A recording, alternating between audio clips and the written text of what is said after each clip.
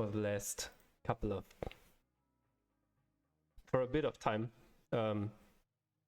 due to having only short projects. But keeping up with all the version upgrades that you get can be really hard. And I was wondering whether there are some useful services that help you with that, besides Dependabot, of course. You print Danish SQL 2013 books because you're learning Danish. Oh. You print them. I can write Word with a pencil. Start to write with a pencil in PDF. I would not even try to do it with a pencil on a PDF. Good. So you're... That's kind of rough, right? Because it's a very specialized... Oh, that's very difficult, I can imagine, because it's very specialized words and terminology that you have to learn. But I guess if you're working with that, it most likely is useful. Although last time I remember we're working with photovoltaics. Now you're also doing SQL.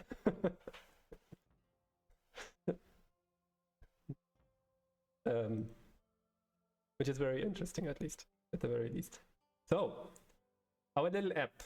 What are we going to do today? I have a couple of things on that list. I think the first one that I want to start with is allowing people to, if they go through their questions. By the way, I changed the default questions ever so slightly. They are now aligned up to this highlights question with Marshall Goldsmith. The highlights question I left here. I didn't remove because I want to display that there is also functionality to put in your own stuff and also have full text questions. After 20 years to return to primary school, I will get new batteries tomorrow.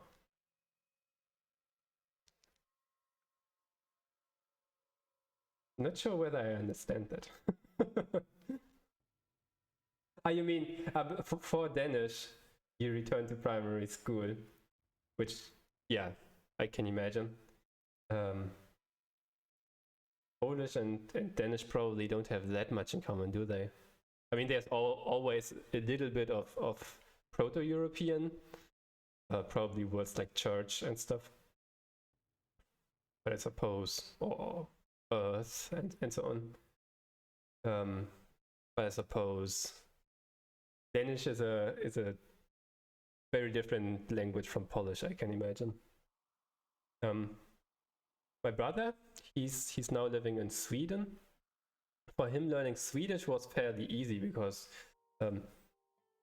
being already a speaker of German as well as Lower German, which is kind of a dialect in the northern part, Swedish is not that difficult. And apparently, if a Danish person speaks very slowly, he can even talk to a Danish person. But I don't know. I have no idea about either. Except for självklart, which is like, of course, in Swedish. Not sure. What is it in Danish? Maybe it's kind of similar. So, are you already on the level of being able to have everyday conversations? I mean, if you read that book, you probably are, right? Language learning is fun. Language learning is one of my favorite things to do.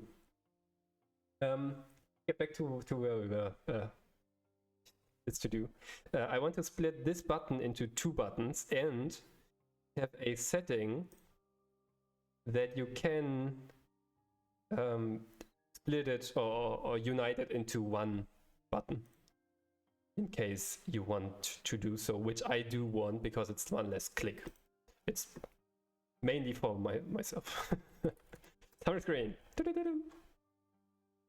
So we have this share button, which is up here somewhere. One thing I probably want to do then, let's see, can split either the share button or split the okay,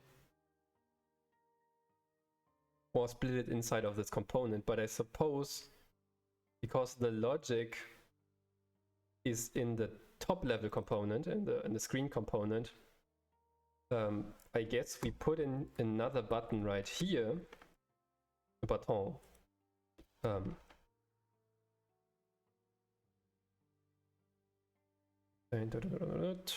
press, handle press, confirm and share. Okay, suppose we can just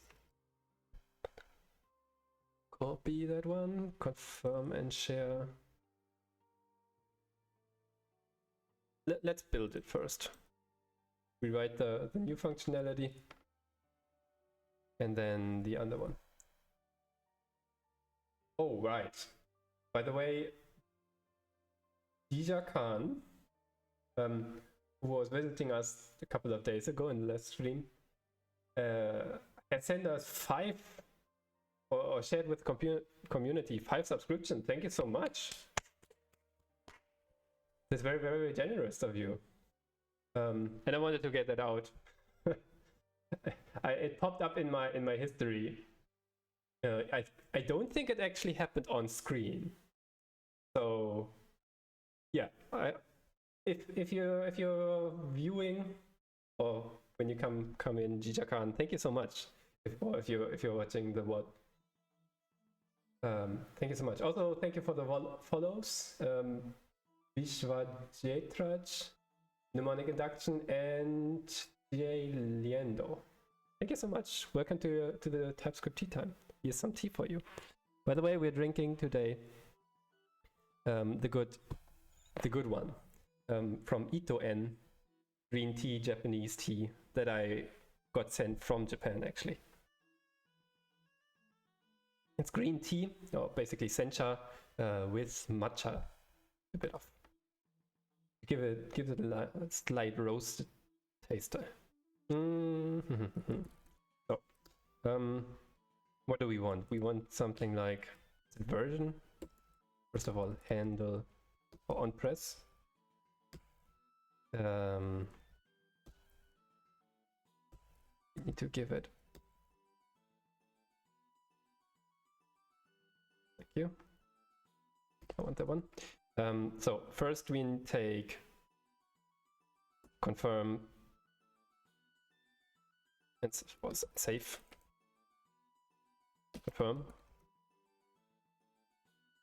Confirm and save maybe. And then we have share. And then we need to split this, I think. And we also want some different styles. What is it? Mode, I think. I want the contained one. And I want the contained one here as well. Now we have a couple of buttons, which look terrible because they overlap. We then want... Must be a fun feeling to return to primary school. I can't even imagine. Although when I went to Japan, so first I went to university in Japan, and I was doing kendo, the Japanese martial arts, swords martial arts, where you have bamboo sticks and you hit yourself and you cry, man. And first I went to university, so I was able to join the university club, which were people around my age, but like much better, because they were doing that for probably 10 years already, maybe 15, some people. But after that, I actually moved into the city, since I finished university. And then I had to find a kendo club again. The only one that actually fitted from a schedule perspective, and also from from a level of ability was actually an elementary school kendo club. So I was training with 10-year-olds. And they still got me, which is the worst of it. Because, well, if you do something from a very young age, you definitely have a plus compared to somebody who only starts at like 21, 22 or something. It doesn't do it so extensively in particular. They were doing it basically every day. We need an icon apparently. So let's take this one to here. And here we say icon equals, I don't know, do we have something?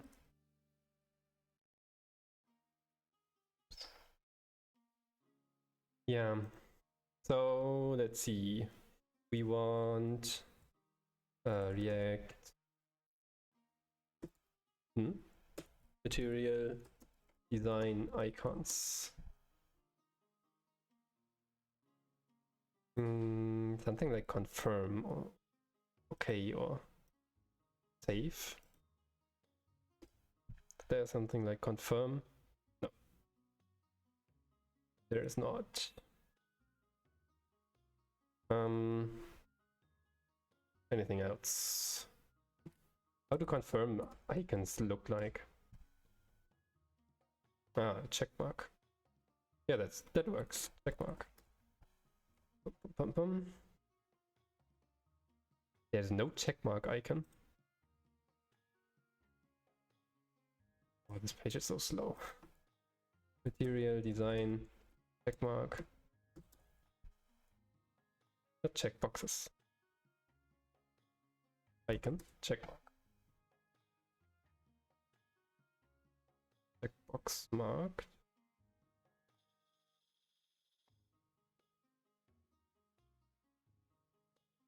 Slow.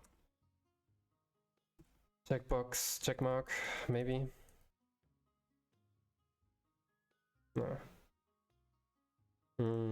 What's the best way to find this icon button, maybe? Is that one typed? Icon is equal to? No, it's not typed.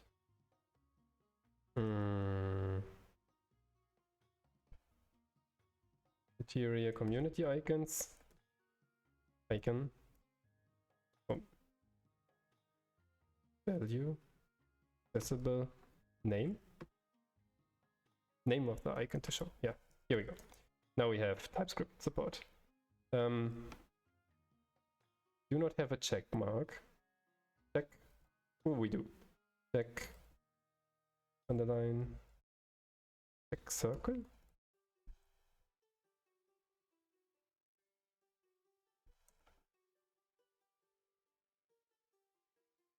Is there a better one? Or maybe it's just check.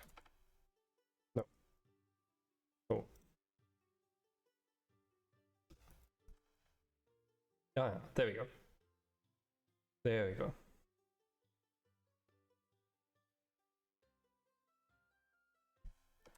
Save. Confirm.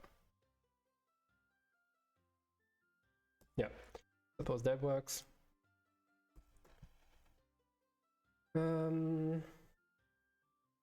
What else do we need? So we want something to actually switch this. So const. And actually it gets injected, but for now I will just have a variable up here. Check unite confirm and share button through. And this will come from, we'll save this in Redux, in fact, from the state. But for now, I will just do it like that. Then we can, if we have this one, then we take this component. Otherwise, we take the other two components. And we have to wrap them into a a fragment, I suppose. Huh. That's interesting.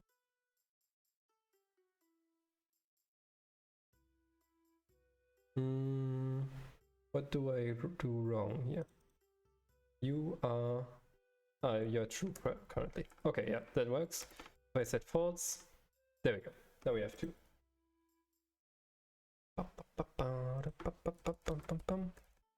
We need some styles here. Does this share button have styles? It does not. It does not have any styles. I guess we can just take button and we say, well, margin bottom 12 is apparently the 24 size that we're doing. Let's dot s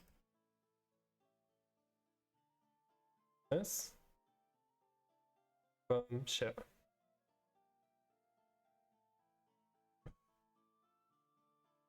Would suffice, I think. Is it 12? Yeah. I do want to make this larger though. So we take something like width 50%. Oops. There we go. 50 or 60. It depends on the screen you're on. So yeah, since this is highly dependent on which phone you're actually looking at it, I suppose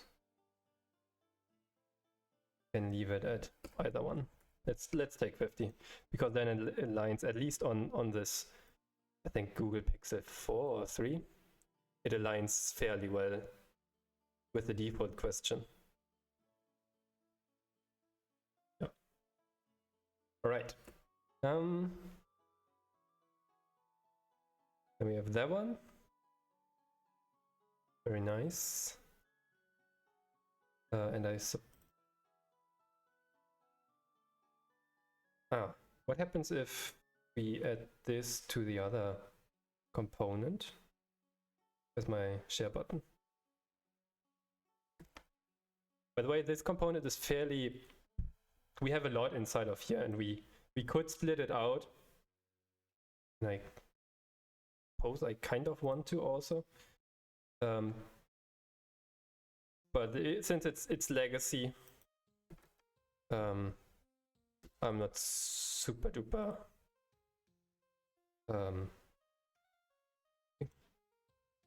like pressure to do it. Press to do it.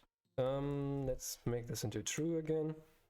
Confirm and ... So it's more like the minimum that we want to set.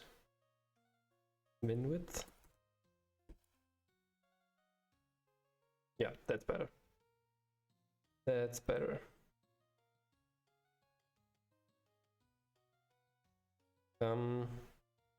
So if we set the true back to false,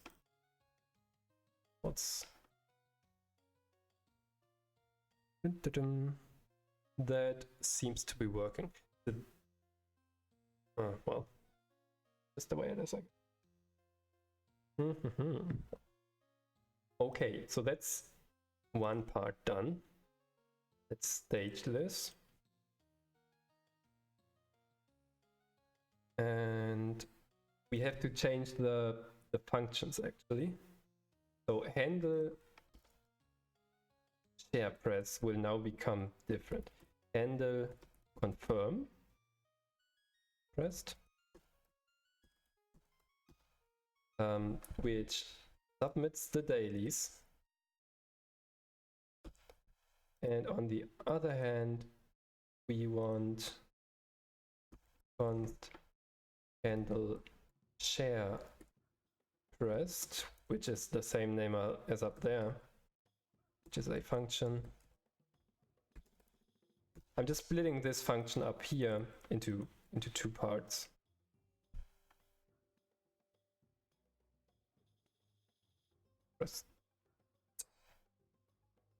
And handle, let's say, confirm and share pressed. Then be this.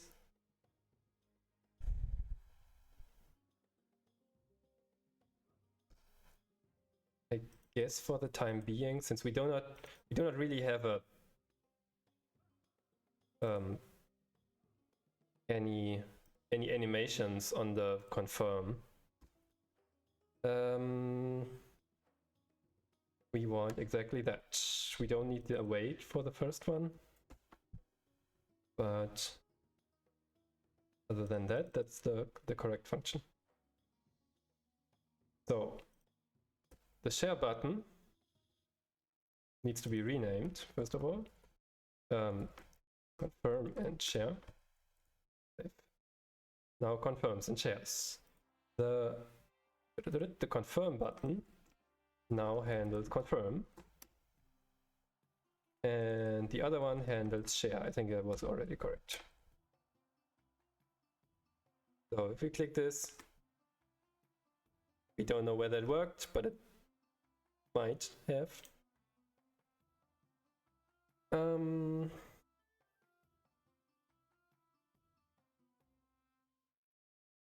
Something that we can do.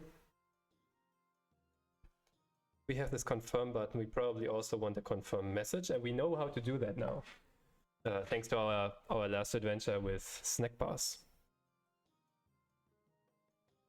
I think it's something like a portal.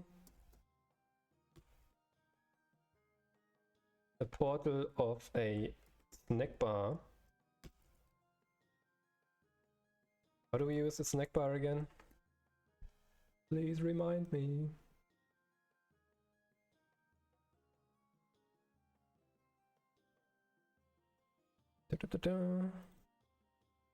Okay.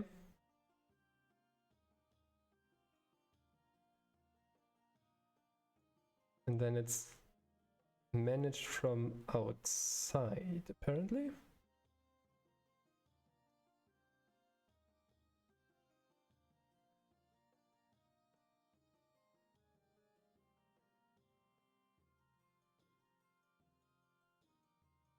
Okay. Wait, do I want to do this now is the big question.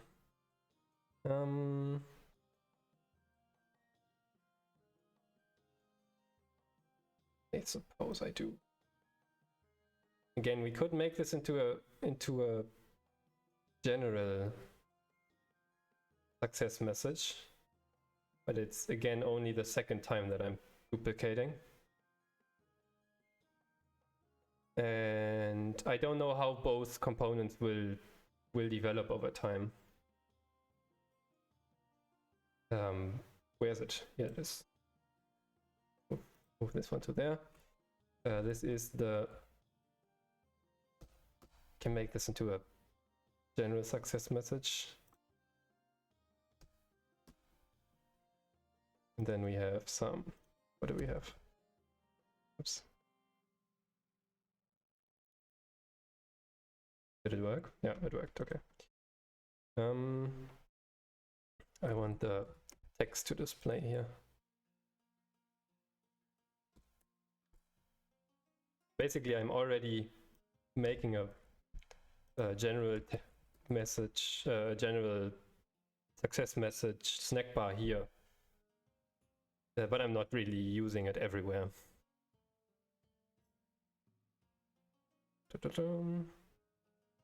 We want this to be a string. Change. And I suppose that's about it.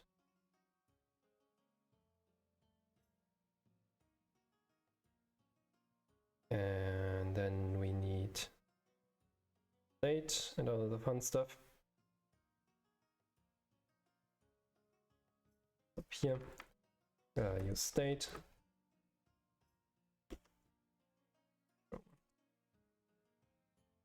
State snap it. Come on. There you go.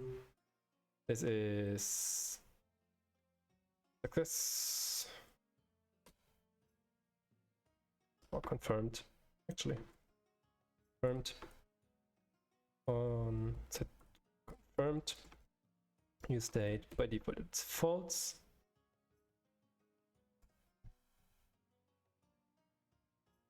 Is it about? Yeah, it is about confirmed, huh?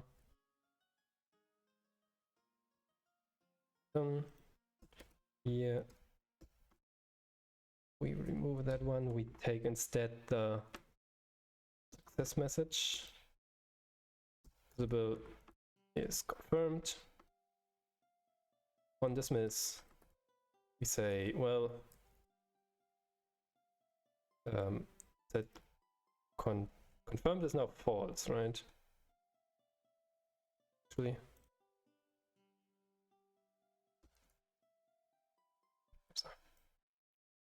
we have errors, so I'm going to continue here first.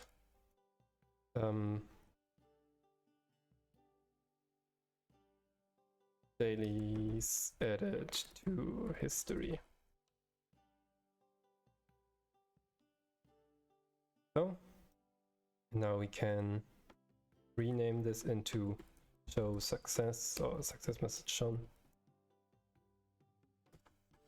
And show success message. Oh.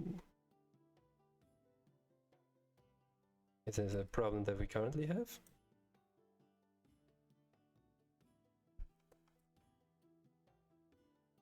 Not sure. I think that was a legacy error from a previous state of the app. Well, that didn't work. Ah, because we never called we never call set we never call the function that it actually is supposed to show. So inside of after submit dailies, we say true.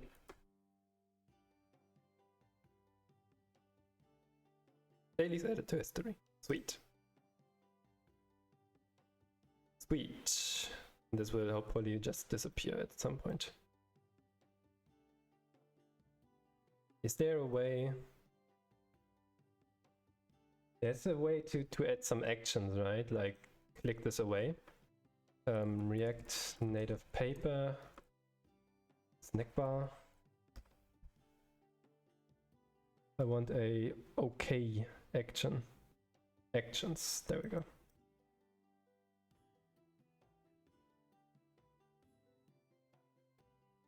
On press is the same as on dismiss. We just say OK.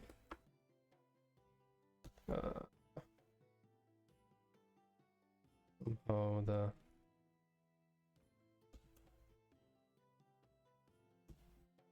like that. Now we need this one. Is that right? Yeah, that's right. That's right. Okay.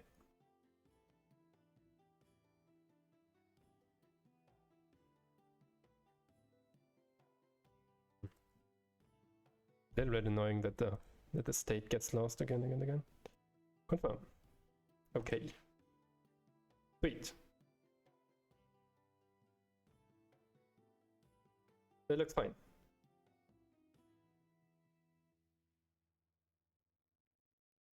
And in dark mode, how does it look like? Dailies, confirm. Dailies added to history. Okay. The contrast is a little rough here. Is there a way to make this style? And the font weight. Bold. Is that a thing? When the existing scope for the shown tab. Oh, okay. Oh, okay, because it's a property here. that work? No? Oh, that's... What? Text.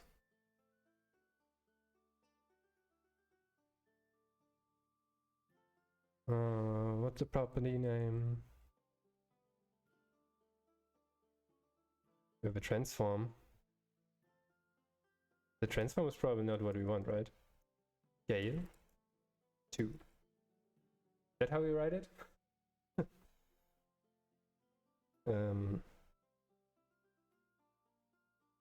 It must be a matrix. So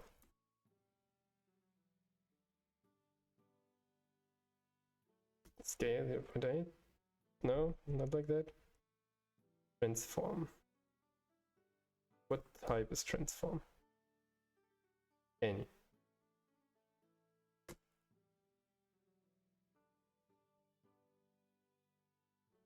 Oh, that worked. Scale 1.5. Now the OK button is slightly larger, at least.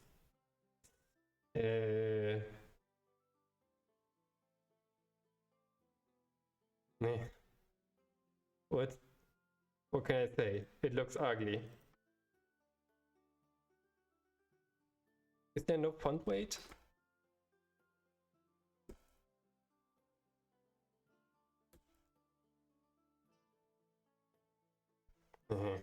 It is not.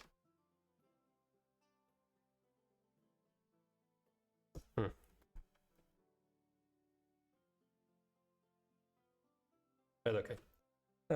I guess we leave it at that. So we have a success message. We have all of that fun stuff.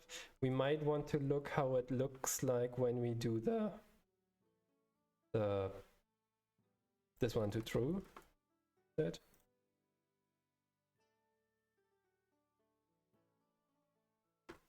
There is no message. Why though? And confirm, and so it says and a confirm press, which should show the success message.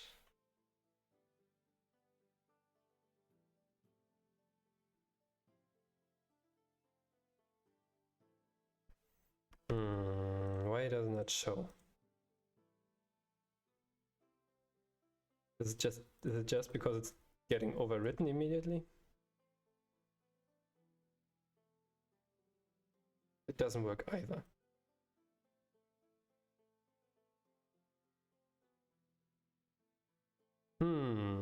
But if I set this to false again, it still works, huh? Oh, did you see that? The re-render was too late. If I do this, and as soon as it tries to re-render this, it shows the message. How do I trigger that? Or maybe not. When I set this now to false, all of a sudden it shows the message.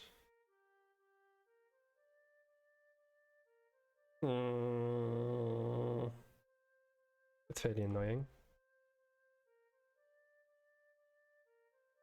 Then again, with the other one, you immediately have feedback, right? So I suppose we can just leave it at this. Right? Let's drink some more tea. Good old tea. Okay. We have that one. Is getting a bit too large, I would say. If possible,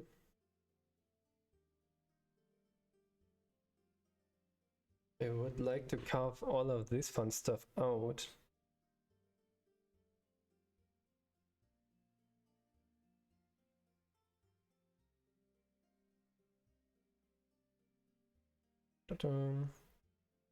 Or at least Now the success message. Oh, I know why it doesn't show. Because inside of the view, success message is not added.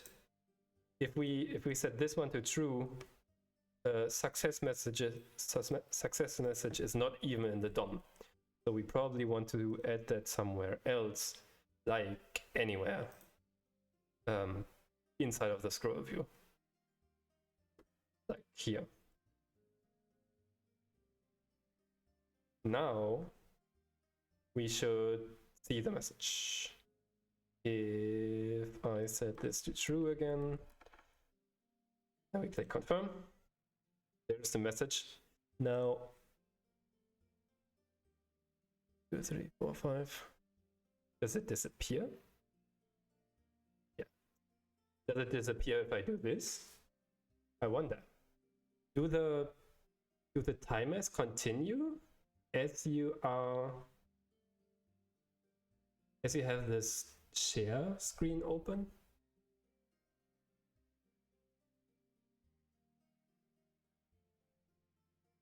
Apparently not.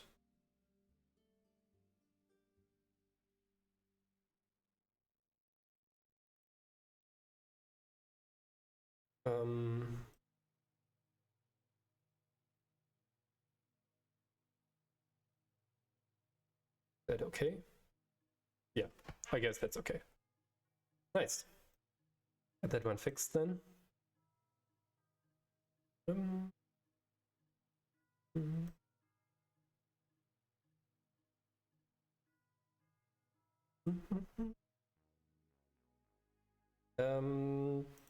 That means we can take this little component and extract it into a component. Do I have a nice way to do that? No. Do we have any React refactoring libraries that actually work? I would very much appreciate that. React Native tool. Oh. Didn't even know there's React Native tool.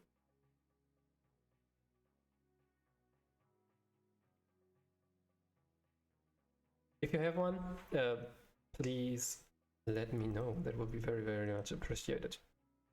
While we do not have that, let's just say const separate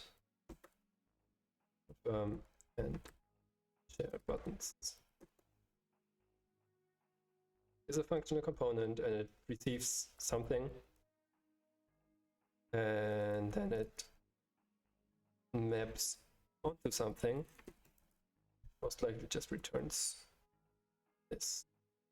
So we have on the one hand and confirm pressed, which is a function that receives nothing and returns void, receives nothing and returns nothing. We have handle share pressed, which also returns nothing. Then we of course have to use those two also. Handle share pressed.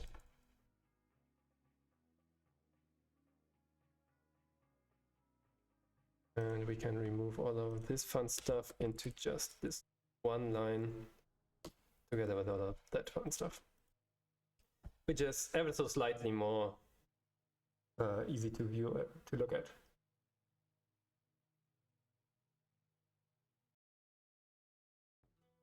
Okay.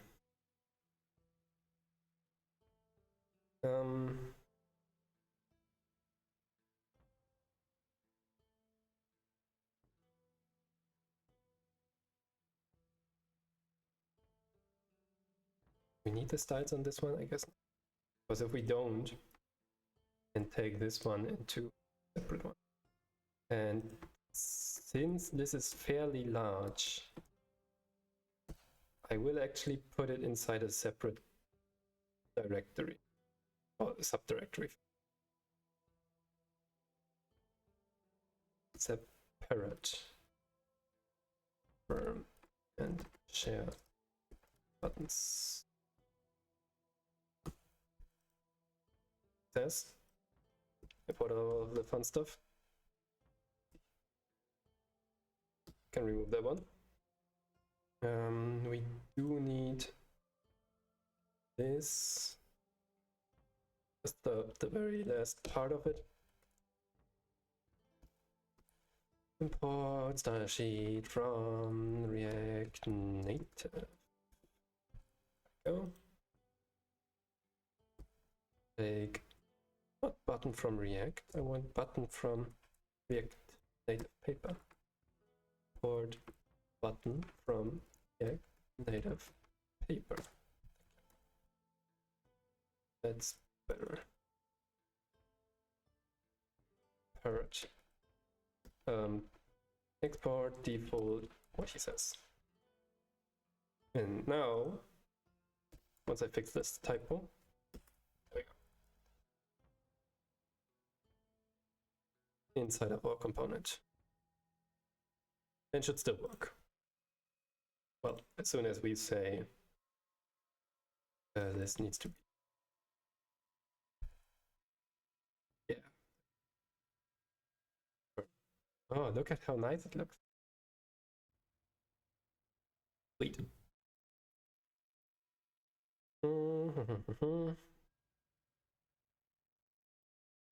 Okay, that being done, suppose the next step is to actually have the configuration, right?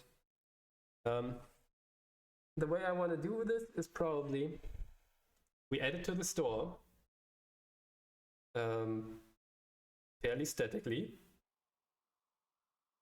We just set it to true or false, whichever we like first. And then we have already basically the functionality that we now have, except that it's already inside of the store, and this component we do not need to touch again, the summary screen. And then we can, on the other hand, add the functionality to set it value here inside of Redux from the settings screen. And it does not even care about the summary screen anymore. So I take that one. Probably this needs an S. Add this to yes, friend up here. Probably something like state.settings.unit confirm and share buttons. Maybe in dailies. It's a very long name, but at least we know what it does. If we jump into that now, should be able to say something like, well, this is a Boolean. And by default, it unfortunately does have a question mark. Since it's a Boolean, I suppose we can. No, by default it has a question mark, unfortunately. Because we have legacy data that we have to work with. I guess we need the question mark. Optional for legacy data.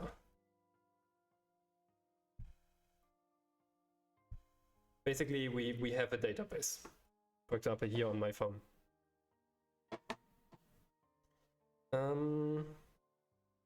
Makes, as always, implementation slightly more complicated. Because you have to actually think about the compatibility so that it's kind of backward compatible. So we can set this value.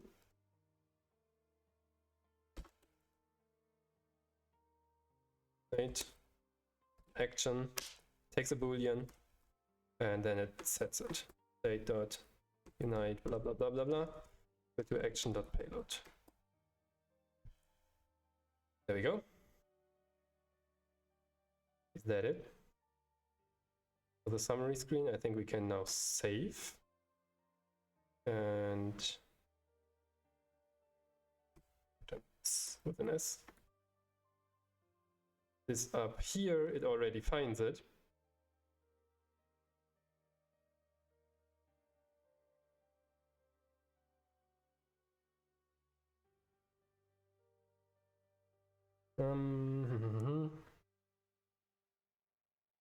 In this case, it's fairly safe to still do a Boolean without the undefined. And the only person who has it installed currently is me. So I don't want to go through the trouble. If somebody else would have installed this, I wouldn't do this now. But for now, we're still good, I think. So that means now it just works, I suppose. It does get persisted though, so I cannot just say true here. Then it works again.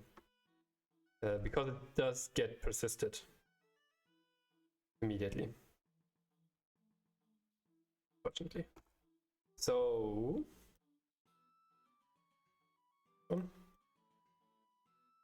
now we have to set it. We go to the settings screen. Something like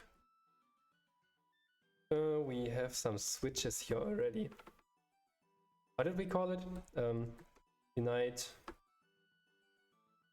confirm, and share buttons. Switch.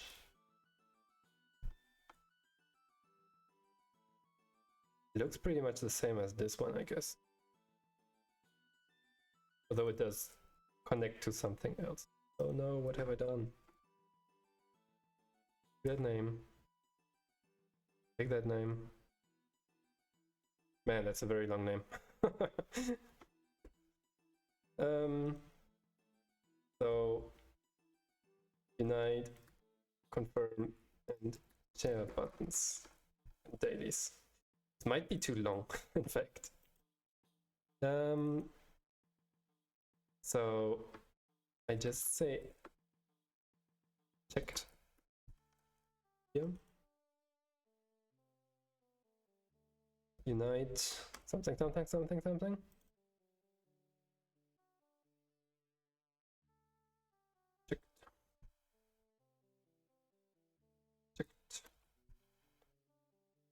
And now you have to take the correct function, which is set unite.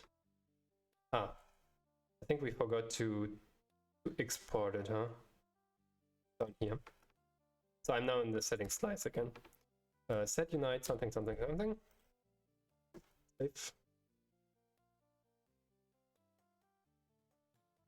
Imported from everywhere. Reload. And I think that should do it. So currently it should be split, I think. There we go. Oh, it's not even there. Did I forget to save this? There we go. Save. There we go. Where do I have this ice now? Wait, what? Did I change to the wrong component? Oh, I did.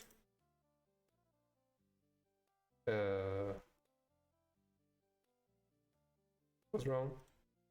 Take this one. Didn't I change the label? Unite, confirm, and share buttons.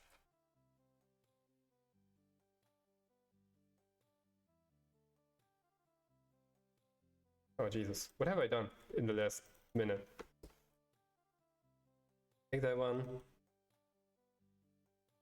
This here I want to be checked. This one I want to say this. Okay, are we good? We set unite, take unite, we have a label of which says something about unite. It should be good. Unite, confirm, and share button. Webs. And now it's united. Dailies summary.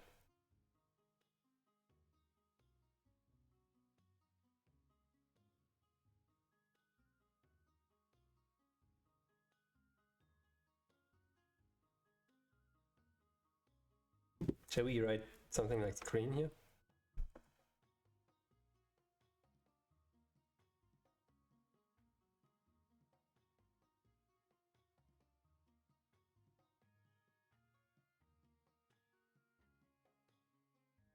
Does that work? Is it halfway clear what this is supposed to mean? I suppose at least these two are advanced anyway. Oh, that's not good. I took 36 instead of 32 seconds. Okay, I can live with it. There wasn't really an error. I think we're good. We are good. And that means we can drink some tea. Yeah. Good job. Let's also have some stars. The stars work? Yeah, that was also a command. And we can say, well, this is a feature. Dailies, I suppose. Split, confirm, and share button in summary allow to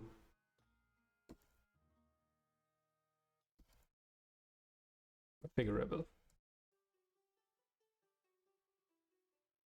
Not well. Need settings allow or checkbox to set whether confirm and share buttons should be split or united. Do it. That's one down. Yay.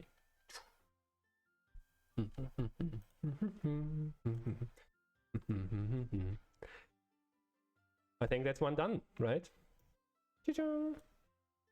Next up, I suppose this might be a bit more complicated. It might A, be super simple, or B, terrible.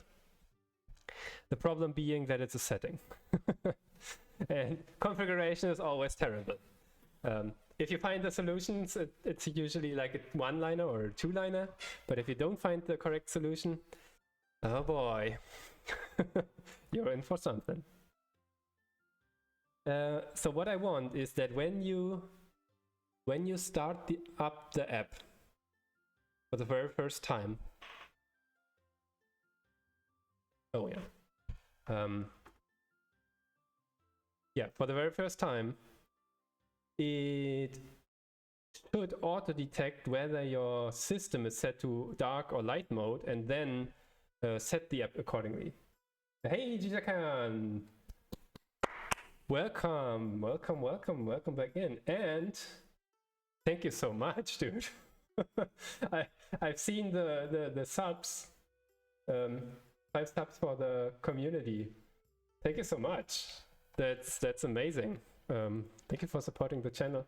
I'm still not 100% sure what I'm going to do with the supports. It's first of all not that much yet, and I don't know how it will grow as time goes by. I suppose an obvious way would be to invest it into the screen, into the stream, right? Like camera. Currently, I'm just streaming with my webcam. Or alternatively, in things that are important for the world. Means donating the money to, for example, environmental purposes or developmental purposes or nerd purposes. I know C# Fritz. C# Fritz, he's always donating to something. He also does have some trouble, or goes through some trouble for that, to actually get the complete amount of money from to be how do you call this, tax detractable, maybe, so that the complete money is actually that you send in is actually going to, for example, the Python, what's it called? Not Python. The I know he has the Raspberry Pi Foundation, for example. He supports, or Women Who Code. He's a supporter of those, and he goes through quite some trouble to get the full subscription money to be actually tax detectable, retractable. The word like that. Also for that it goes through a complete way from him to also Twitch and Uncle Bezos and so on. The problem, I will use some very often and regularly. Oh, thank you so much. I love what you're doing with React Native and TypeScript. Learning that from you. Glad you like it. Yeah, as I said, I'm not 100% sure what's going to happen with that one, with the money yet. I will not just keep it, I don't think. Yeah. I'm trying to find ways to share stuff with the world. So this is just yet another way. Also, just streaming is yet another way. By the way, before I forget, this week on Wednesday I won't be streaming on the regular time because my mom is actually visiting me for the first time. Oh my goodness. I've moved out of home like 10-11 years ago, and we never got around that she actually had time to visit me, and now now she comes here and it's like, oh my goodness. I need to clean stuff. I need to do that. And we need to coordinate and whatnot. Yeah.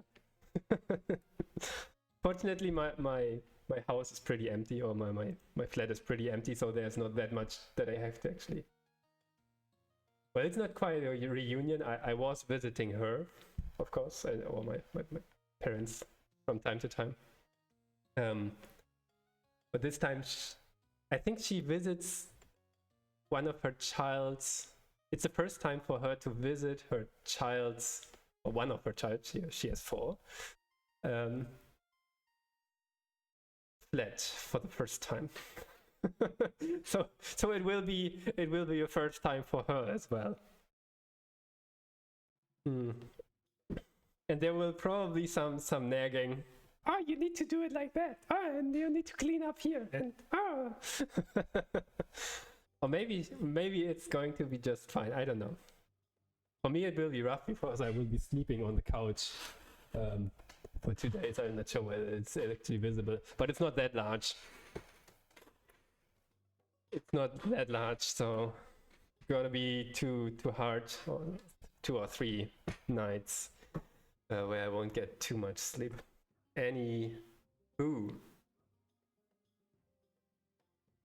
First time energy. Yeah, first time energy is nice. It can also be overwhelming. Right? But in this case, it's just like, it's not that hard. So there's no overwhelming power in this case. Light and dark mode. That's what I want to do now.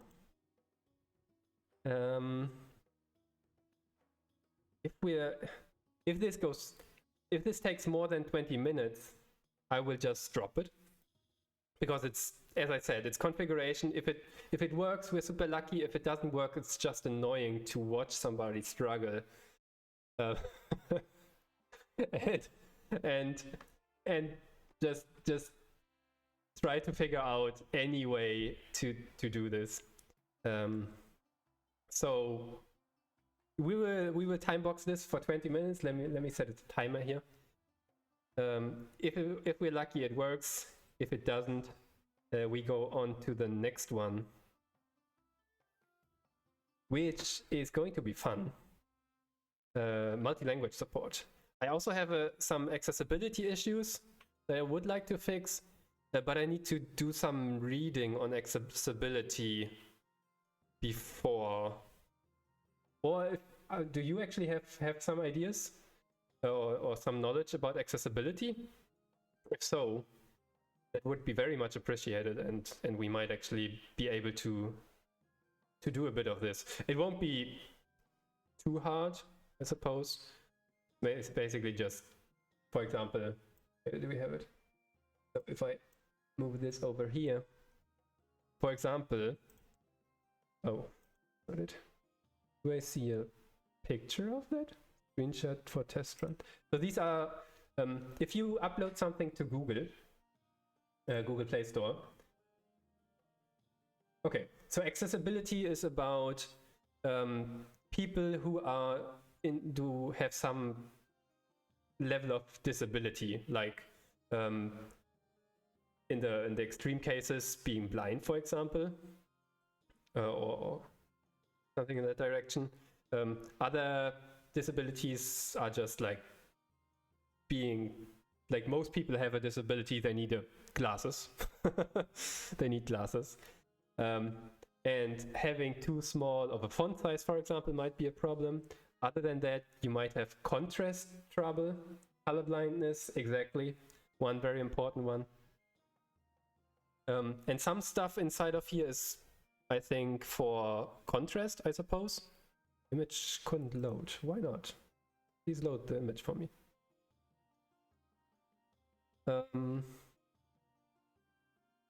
And Google actually gives you a very, very nice report on all of that fun stuff. Why does it not work anymore?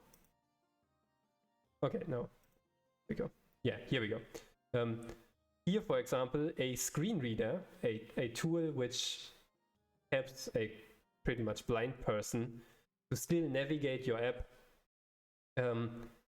It would try to read some labels which are here on this open the drawer menu button.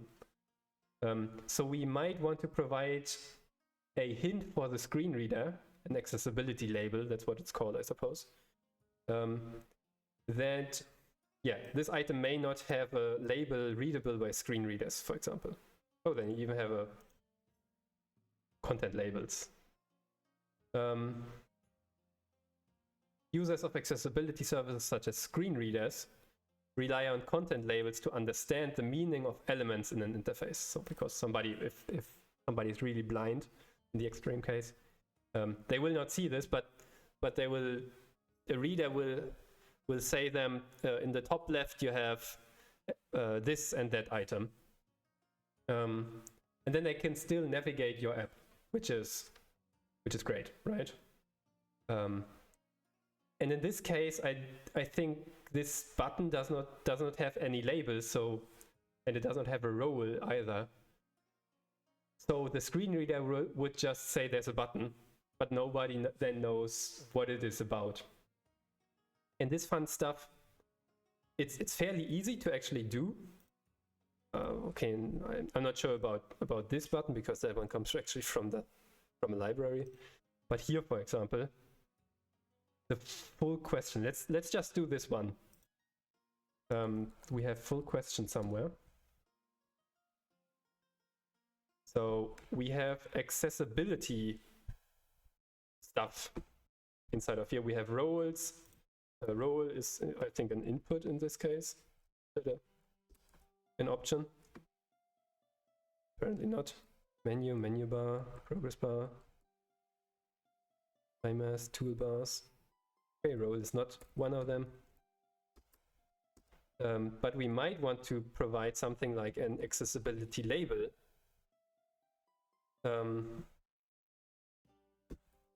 to say something like input, text input for full question, for example. Yeah. And one thing that is often forgotten, I would imagine, I've seen it being forgotten, is you actually want these also to be translated. Just as your label, full text, should be translated, you cannot imagine a blind person from Croatia to be able to speak English, for example. So you want to also translate the accessibility labels, for example, or the accessibility hints, which is another thing. And I'm not 100% sure about the difference, although the documentation is fairly good here. An accessibility hint helps users understand what will happen when they perform an action on the accessibility element, when that result is not obvious from the accessibility label. Yeah, so these two work together, accessibility label and hint. It's also role, voiceovers. It's also a way to, so you can actually speech control the thing if for example, you have some disability with your hands and fingers, and so on. It's a very interesting for a developer, I think, and it's a very important thing, and it's also a very important thing for your business. In fact, there are some statistics out there. The market for accessible, so an app that does implement a good degree of accessibility helps. It's called an accessible app, I think. Or I call it that now. The market is fairly large, surprisingly large. So in this case, we kind of got this one fixed. I suppose we also don't have one for this up here. Text input for the title of the question. Let me remove these parentheses. Curlies. Then we have a type select and some button that's create, which I think this one will actually be red, but I don't know either. There are even services that help you to actually read out what a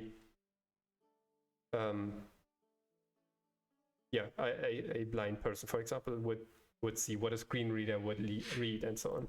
But I haven't worked with them either, unfortunately, because a lot of companies, unfortunately, bring in accessibility as an afterthought, but oftentimes it would be much better if you actually put that inside of your design process already. So you don't have the complete app and then you put it in from the back, basically, because oftentimes that's only suboptimal. In any event, we can just,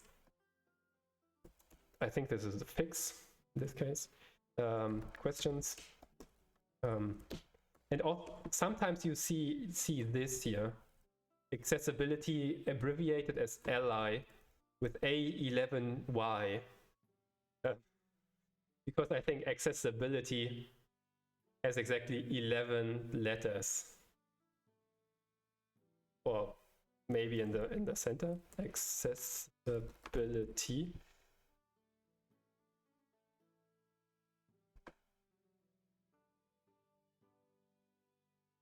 Yeah, these are 11 letters in the center. It says column 12, but it starts at 1 here. So there's even a page called Ally, the Ally project. Learn characters. Yeah, if you're interested in that. It can even be a business benefit, and other than that, a benefit for you as a developer. This goes well together with semantic HTML, where you use the correct semantic. How do you call this? You use the HTML element with the correct meaning, and not just the general div, because div or span could be, they don't tell you anything about the content. However, article, for example, or table or form, they immediately tell you what this is about. And screen readers work with this as well. So semantic HTML works well together with Ally, in fact. As far as I know. Anyway, let's get back on track here for the light and dark mode. Manage project.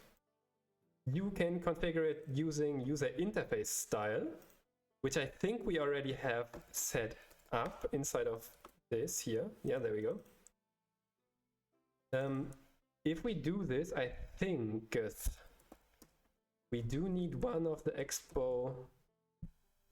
I think this one together with that. Oh, thank you so much. You first you shared for all the others. Thank you so much, and now you're also part of the inner circle of the tea time. This cup of tea is for you. Enjoy, Jija.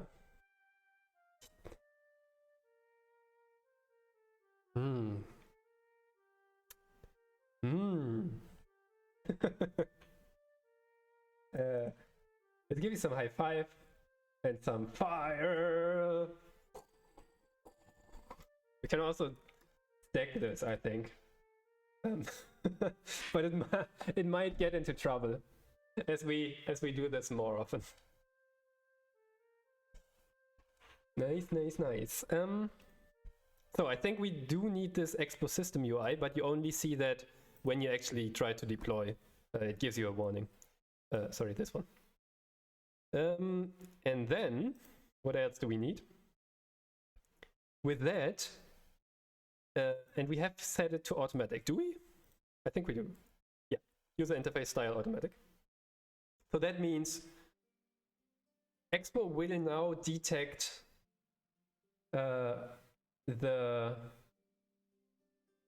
which style it is, whether it's the dark theme or the light theme.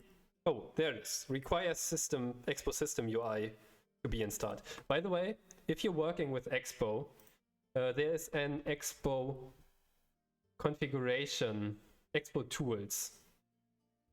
That's pretty good. It will help you with your app.json in particular. It does also some more stuff by now, I think. But when I first installed it, it was mainly about this one. And I think, if I'm not mistaken, Cedric is actually part of Expo. Doing stuff with Expo. Creator of need.review. Interesting. Evan is definitely part of the Expo team. Evan is definitely part of the Expo team. I think he's the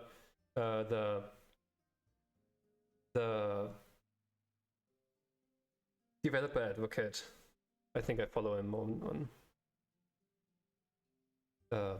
Twitch, on Twitter. Sometimes he's even streaming on YouTube, if I'm not mistaken. But part of Expo. In any event, so we have that one.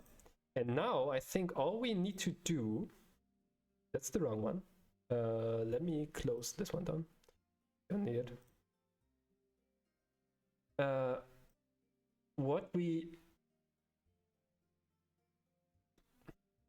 we want, where projects, we don't need them. Detecting the color scheme. You can use appearance and or use color scheme from React Native. And then we say use color scheme. If it's dark, do this, otherwise do something else. And with that, we might be able to detect it at on the very first run, color scheme, and then set the theme properly, or our Redux. Actually, we need to set our Redux store properly, which then triggers the theme changes.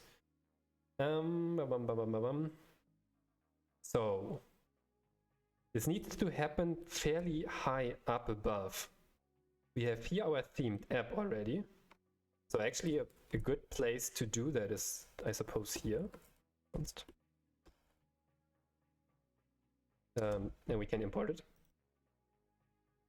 And now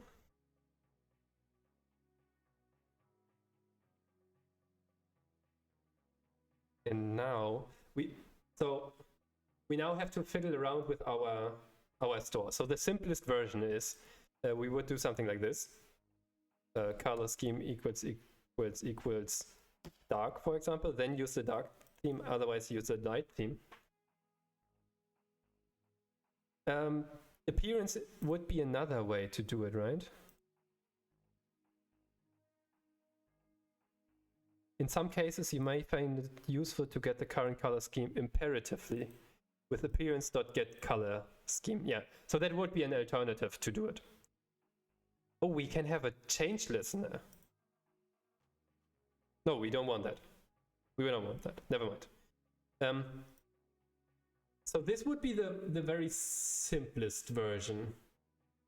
The problem that I have with it is you will be forced to use whatever your system provides you. You will not be able to override the configuration now. If we have it like this,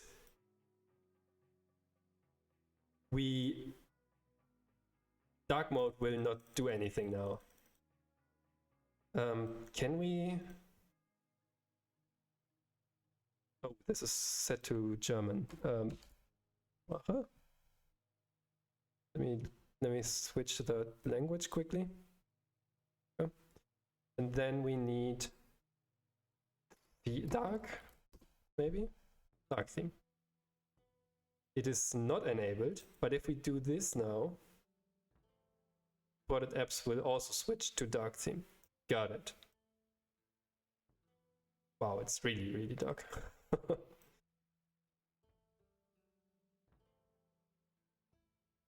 And all of a sudden it's like this. I mean, is that a bad thing?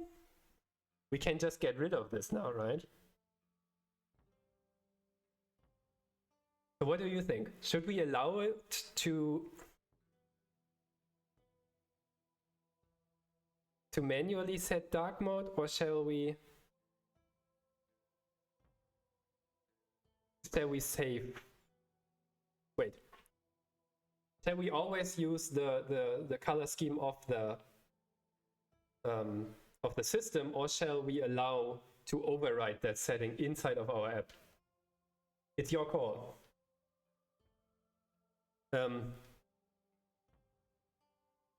One would mean, so if we always use the system theme, we will remove code now.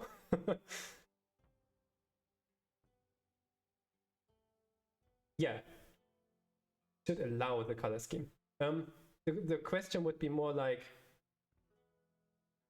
allow a custom, or should we always use the system theme? So always using the system theme, we would get rid of this, and all of our code is this. It's not bad. It's simple. On the other hand, some people, I don't know, they might want to override the setting.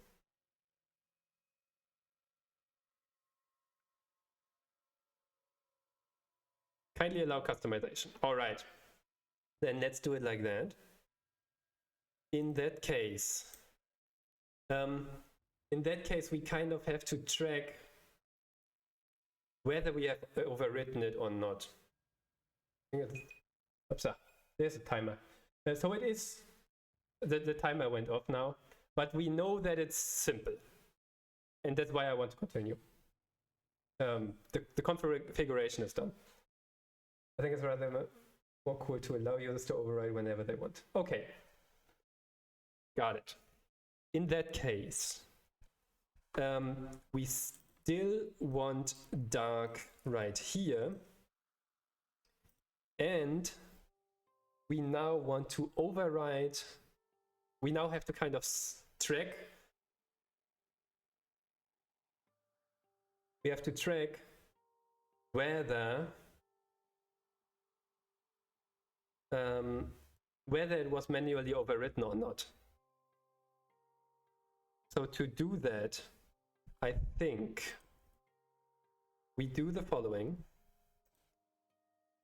We make dark mode actually nullable. And we default it to null. And by null, I mean, and I will write this, good idea. Write that down, Mirko. If null, take system UI settings.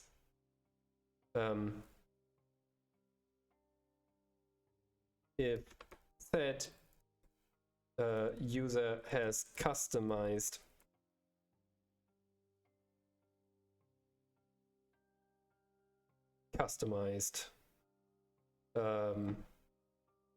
this setting,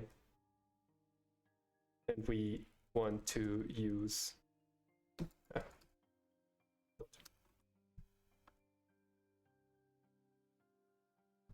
yeah, so now by default this is null, and with that being the case, what I want is something like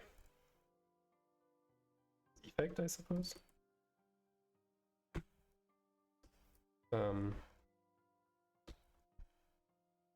Because it is basically a side effect. So the short way to write this, or normally you would write something like this, right? If dark is equal to null,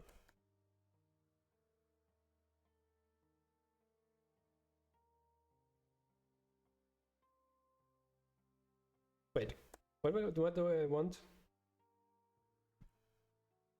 Actually, I think it gets simpler. Const theme is equal to, wait, get theme maybe. Const theme is equal to get theme of dark and color scheme. Let's define this function. What does this do? Const get theme. Use technology, Mirko.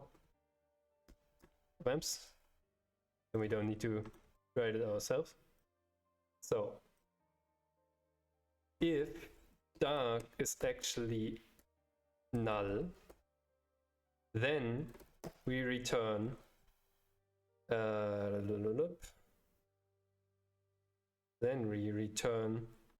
color scheme equals dark. In that case, use a dark theme, otherwise use a light theme. And otherwise we use this, right? And that's the theme that we eventually use. If we do it like that, we can also just use it. And do something like this. Theme, custom theme setting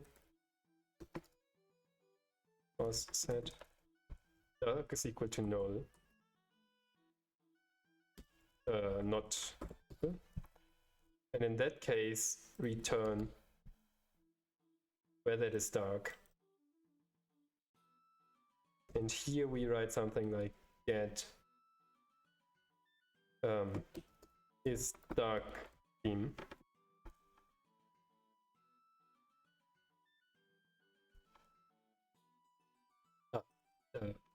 Dark. And we take that one. So does that work? If we start the app, let's say we start the app for the first time, what do we want? Let's write this down. These are basically acceptance criteria. Which we write now? Acceptance criteria. On first app open, if my system UI is set to light mode, the app is in light mode. This is the then part. So when, then this.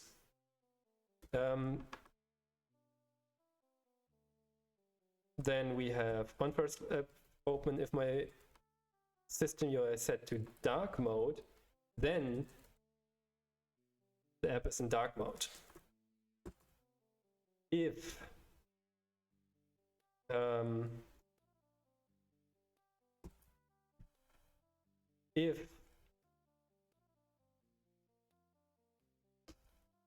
I did not change anything.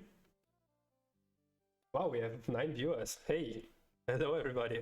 We're developing an app which helps you basically to be more engaged. Hello to all the fellows. We had the TypeScript tea time here. We're doing the better JavaScript. TypeScript. We're developing a React Native app where you can, so every evening I'm actually doing this little review of myself, basically, or how do you call this? Retrospective, if you're a developer, I suppose, but a daily one. And each day I get these questions. So, did I do my best to set clear goals today? And I give myself a number between 1 and 10, and 0 is a 10. So let's say I reflect on my day and I say, yeah, this was a great day. I wrote down the acceptance criteria. I wrote down all of this fun stuff and where we actually are. Did I actually update this one? No, I didn't. Hey, Dial Codes. Welcome, welcome. Let me just refresh to-dos here. That should update, yeah, perfect. I'm doing good. And welcome to the TypeScript tea time. So let me continue. Dialico joined our tea time. Cheers. We're drinking green tea currently, with a bit of matcha from Ito-en, Japanese green tea. So every day I'm doing this question. I give myself a number between 0 and 10. In this case, I gave myself a 10, and then I answer all these questions. So the idea comes originally from a leadership coach or life coach, if you want to say so, whose name is Marshall Goldsmith, together with his book Triggers, the 6 engagement questions. And yeah, you basically go through these questions, give yourself some numbers and points. This is a custom question that I've added. What was my personal highlight today and why? Because I want to see what I actually value, or get a better understanding of what I value. So personal highlight, awesome Twitch stream with awesome people. And then we see a summary, and we can commit that basically to our history and also share it with WhatsApp, or any other service as well. You can also use email if you want to, so, or SMS. Is that a thing? That's the... hey, it works. Nice. we built the success message earlier today. So that's the basic idea. You can customize. You can see statistics. Currently, I only have one data point, which I did add just now, so there's not much to see. But anyway, and now we are customizing the dark mode recognition, essentially. Diality code as technical reason why choosing React Native instead of other things like Flutter. Comfort is the funny kind of answer, but also the correct answer. Originally I wanted to learn React, and what I did instead was learn React Native, and then I moved on to React and got my first React front-end job and so on. So my main goal was learning React. It just happened to be React Native. And for this app, I took the old app that I wrote, which is this app.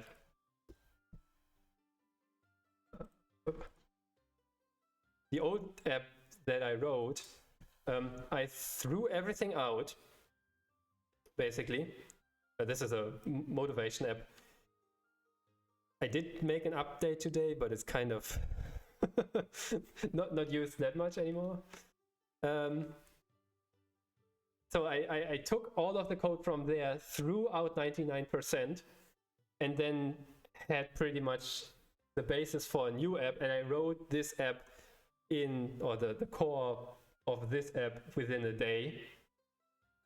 And that's where we basically stand at in terms of the reason why I chose Flutter, why I chose React Native over Flutter, for example. It's just a tech stack that I'm used to. I do want to check out Flutter at some point. Flutter 2, it's currently, right? Not sure which is the current version. In particular, because apparently, I'm not sure who told me about it, but the code is very much like Swift code. And that would also be interesting. Although I do not have I do not have a Mac, or iPhone, so I can't even build a program for iPhone. Yeah, so that's the reason behind that. Being used to the tech stack, first of all. There are probably other reasons which I could kind of say. I don't know. There might be a higher. Yeah, my main reason was learning React, so that's the technical reason. I think you can build stuff with both, absolutely, and I'm sure both apps will be amazing. The good thing about React Native, in particular because we're using Expo, Expo gives you a very, very nice, so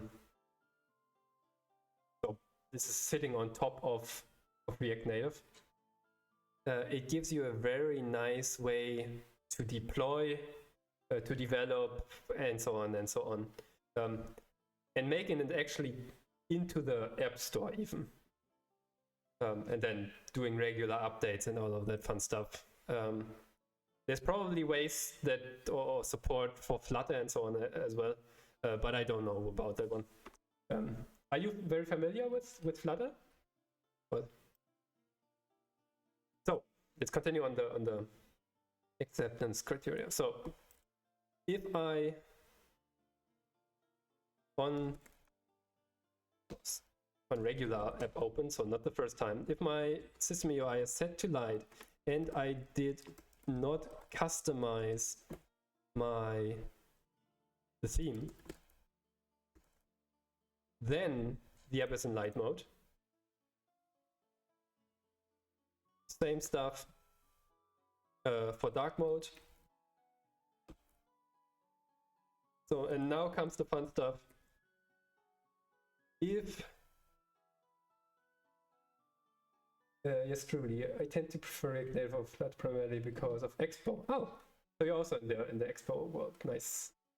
Earlier I was talking about the Expo tools, which you probably know about, which is a VS Code extension that helps you with the app.json, which might not be. I'm not sure how known this thing is, although it already has 65,000 people. Downloads it. Also because of familiarity with it. I see. Yeah. For whatever reason, my music stopped. Let's put that on again. Go. So I guess a lot of stuff that you will see here, in particular, currently we're working with the color scheme, or with a use color scheme functionality that actually comes together with Expo. I do not have to do much to actually get all the values and so on, which I like. Basically all I did was add this and install the Expo system UI library. Because I am in the managed flow, and I do not intend to change that. Let's continue here on the on this one. If my system UI is set to dark, and so here comes an action, and I set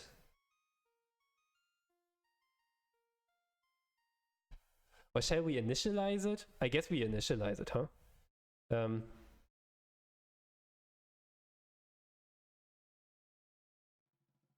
Let's maybe change these up. Let's change these up ever so slightly. On regular app open, then the app is in dark mode, and so on first app open, if my system UI is set to dark mode, then the app is in dark mode, and dark mode setting gets persisted. Is that okay with you? Jija?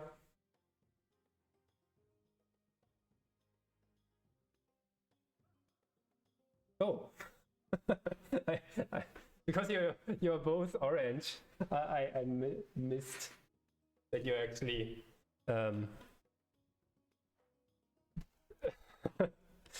I was totally convinced Diali answered me there. My bad. I was just looking for the colors.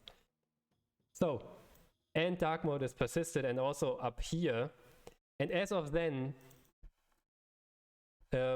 changes as of then, or follow-up app opens will use the persisted setting, even if system UI theme is changed. I think this makes it slightly easier for us in particular to test. So we don't have to go through, as you have seen, it was like already 6 different cases. Now it's only 3, which is, I think, preferable. And of course, we can override the persisted setting, and it gets persisted for following or consequent app opens.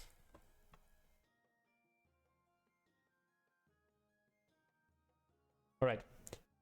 So these four, let's take these and throw them also into the this one, lamps. And with that, the thing that we can do now is fairly simple.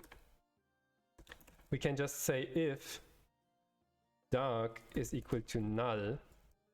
In that case, so usually we would write something like this. In that case, set dark theme. Oh, I'm not sure how is the settings slice. Set dark theme. Set dark mode. Set dark mode. And we need to get that, and we also need to inject this. Set dark mode, thank you. Yeah. And we need to link that up to the Redux store again and import it. So, and now we can just say, well, if the color scheme is equal to dark, then this is true, else false. So this, right?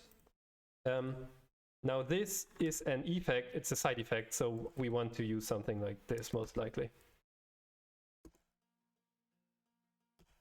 I mean, this would work, doing it immediately. But since this is an effect, I think we should also communicate that this is indeed an effect. And now we can even say, I guess all of them.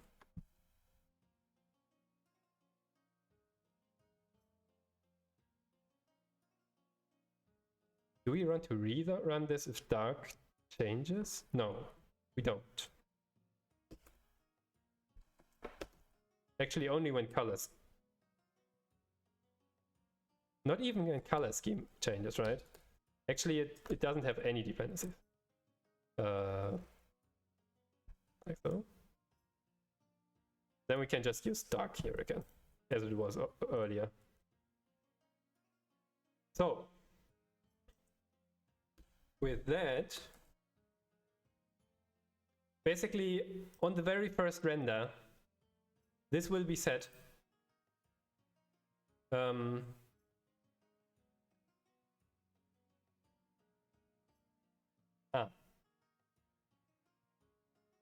On the very first render, this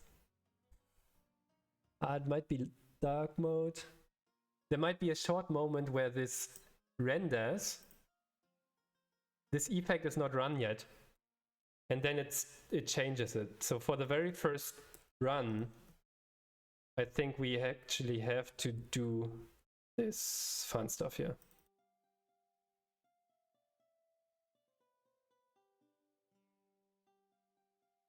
Yeah. This might be overkill. Maybe we can just try it. Maybe we can just try it. So right now we should be able to set this. And yes, we are indeed able to do so. What is my current system setting? Apparently it's the dark theme, as you can see. If I set this to light mode, and I think I have to completely remove the app now. And the easiest way that I've found to do this, there might be a better way, is to clear the cache, clear storage of Expo Go. Is the resistant? I don't think that's still active. And it becomes dark.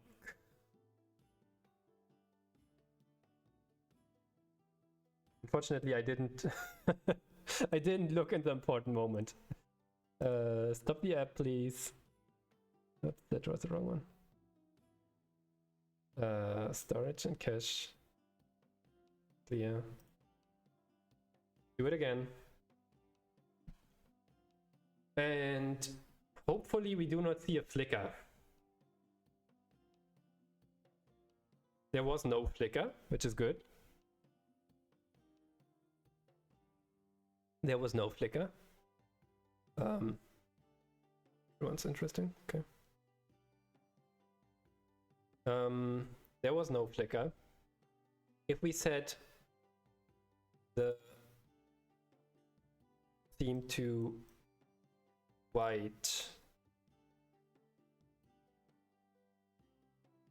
Did I close the other one? That's why I'm yeah. That's why I'm clearing the cache of Expo Go. This is running inside of Expo Go. The app. So if you clear the cache of Expo Go, the cache and the storage, you will actually delete the cache and the storage also of this app. As long as you're running inside of Expo Go, by the way. If it's a standalone, it will be different, of course. You have your own space, essentially. Storage space. Now it should be... Didn't I clear it?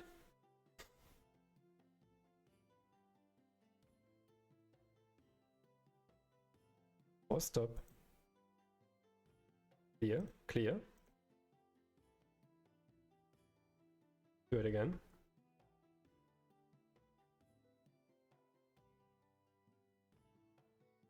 Now it's white.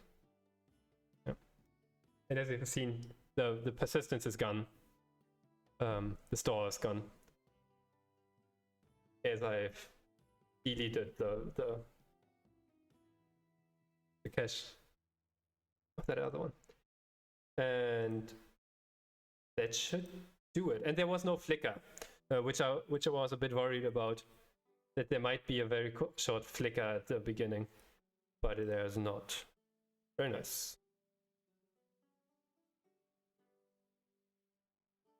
And this still works, huh? With that, I think this works. In fact, the reason why this is so dark at the beginning is because the splash screen is in fact dark. Did I just set that in the app, Jason? Yeah, yeah. The background color is just dark. I didn't find a way to do it separately. So there is actually inside of oh, that's nice. Yarn start. Probably Expo start, I guess. Something like that. Oh, does it even clear the... Oh, that would be great.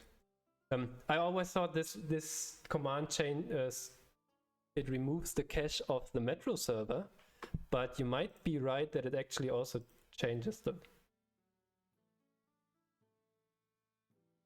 cache of the app. Let's see. Let's do this for just a second. We close this down. That would be great. I would love a better way. There was some yellow stuff. Expo updates, expected version 0.3.13.3. So close. Okay.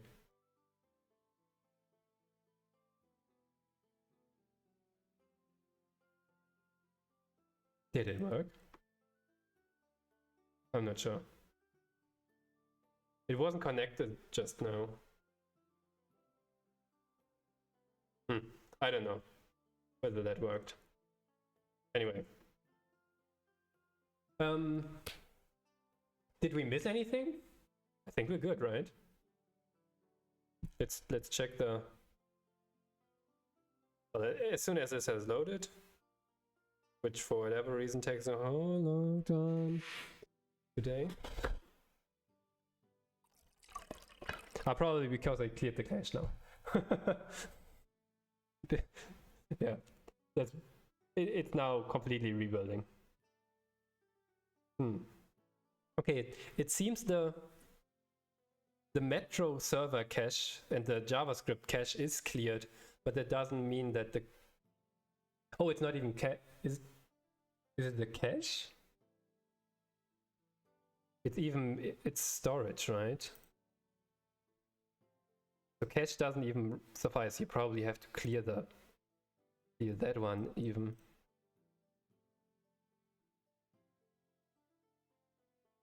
I guess. Maybe? Okay, can't tell much about that one. So let's check what we did.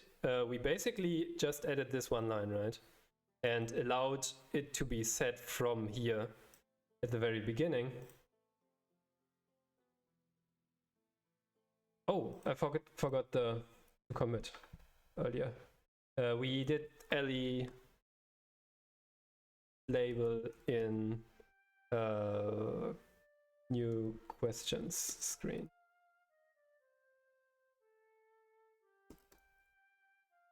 Oh. We might need to change the...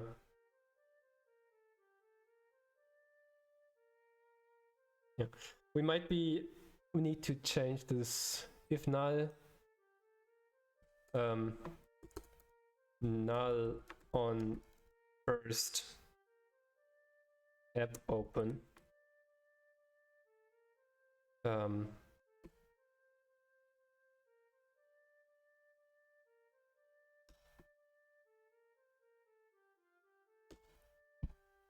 That's it.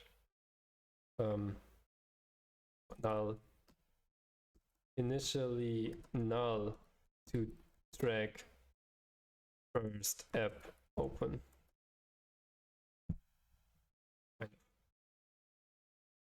That's a feature again.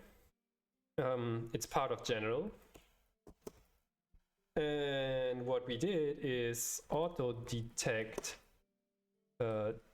dark/light theme. Whoops. Whoop whoop. Push that one. And I think we're done with the auto detect. And now let's check what we need to do. Yeah, good job everybody. Thank you so much. Let's do a high five here. T for everybody.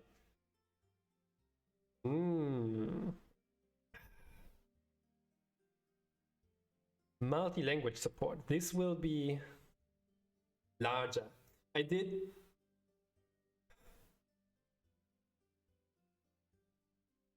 multi-language support is larger.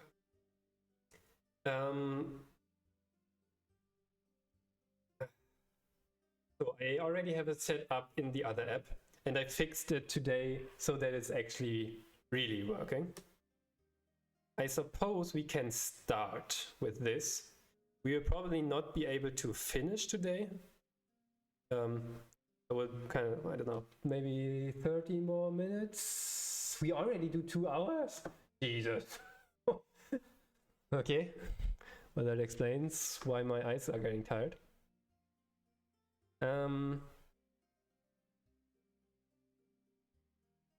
Language detection and so on is slightly more involved.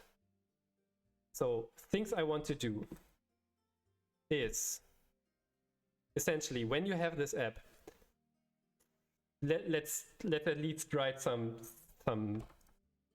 acceptance criteria, and I write them in VS Code because that's easier to see. Number one, we have a language setting in settings that gets used to change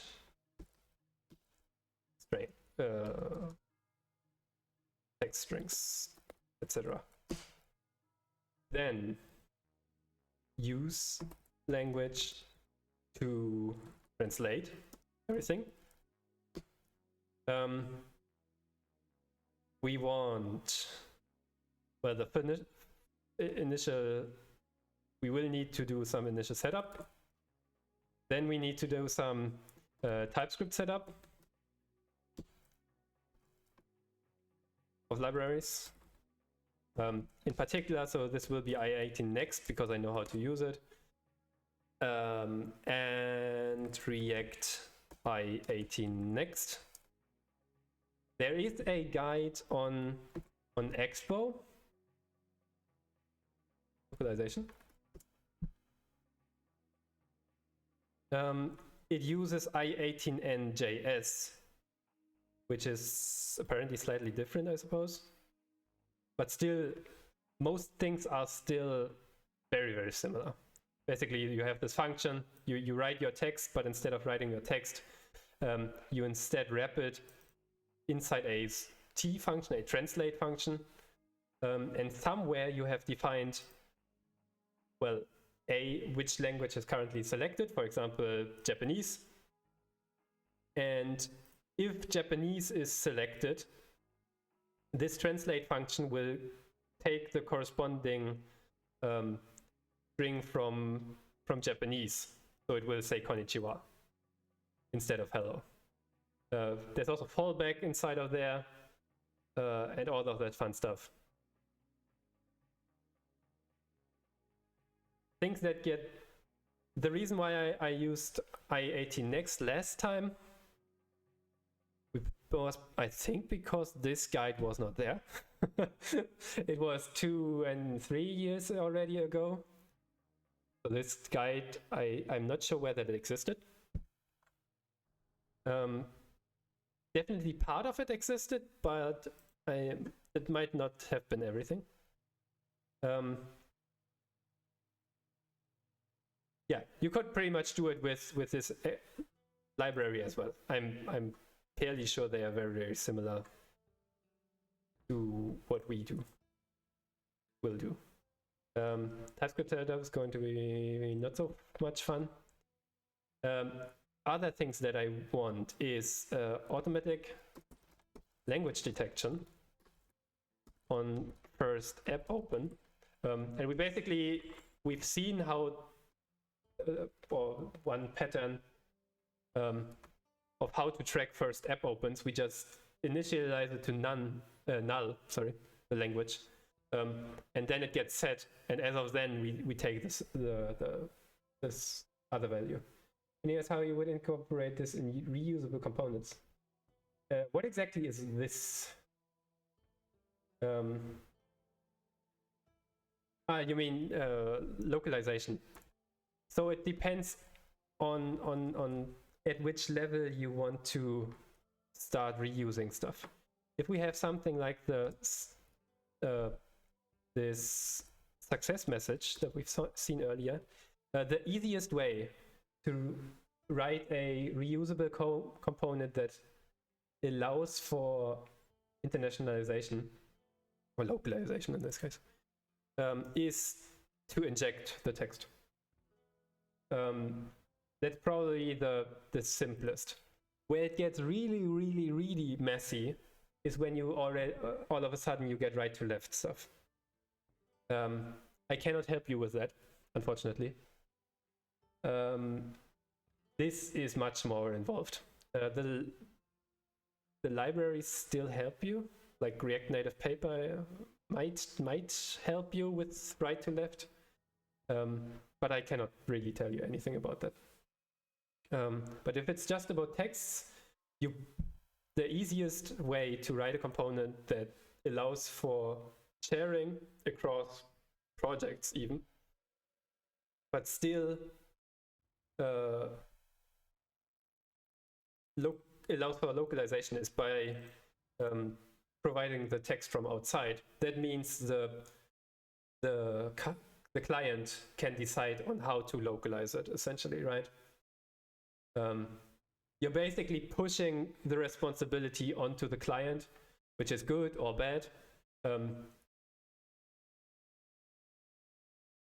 Good in terms of your library is completely agnostic to the internationalization library. Bad because, well, or at least not bad, but people have to do more because, well, they have to do more. They have some more work to do. But it might also be less in terms of, if you can just say it's agnostic, then it's fairly obvious what people have to do. Yeah. If you have more complex stuff, I'm not sure. If you have something like a, so we will see something like this here. Use localization. Oops. Use translation, I think is what it's called. Translation. And then we have this translate function, which we can then use like so, for example. That needs to be JavaScript. Success message. Of course, if you have this needs to be provided from somewhere, right? The T message or the content of this hook needs to be provided from somewhere above using the context API, typically. So yeah, somewhere then there needs to be a higher level component that provides you with this fun stuff. And if you hard-coded it, if you hard-code this in this way, you are bound to the library, right? Unfortunately.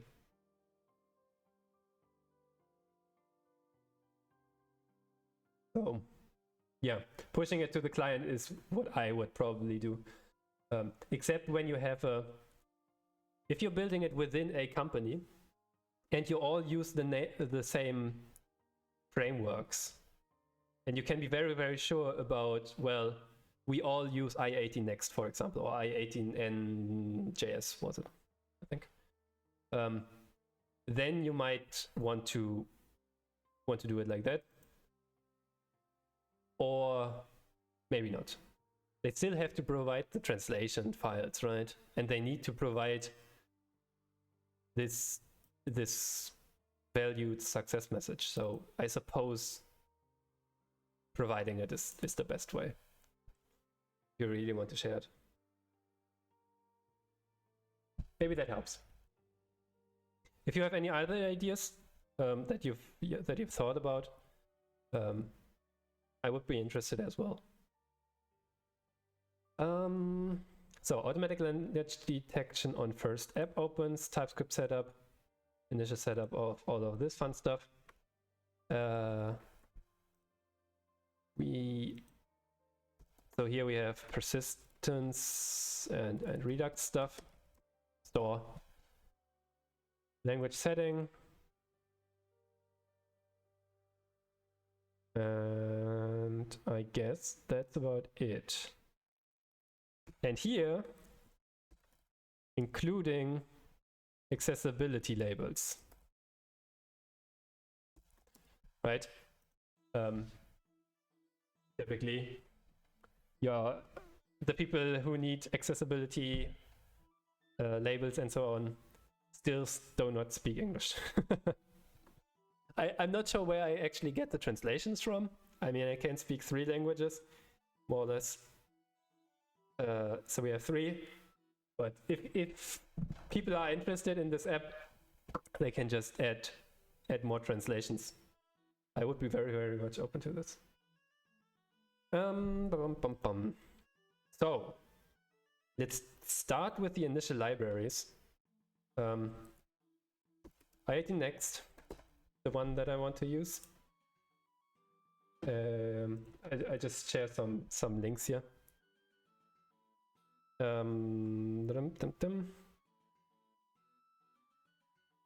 Yeah, they have a fairly large ecosystem and so on. Getting started. Do they have a dark theme? They do not have a dark theme. Let's take a different one. So we basically install or edit. Do it from Dino. And then we basically call this init function and can use it.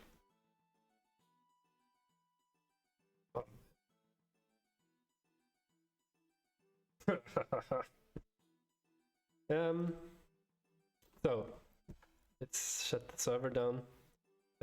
Yarn at i18 next, and I also want React i18 next, which is just a wrapper so that it gives us a provider so that we have the hooks.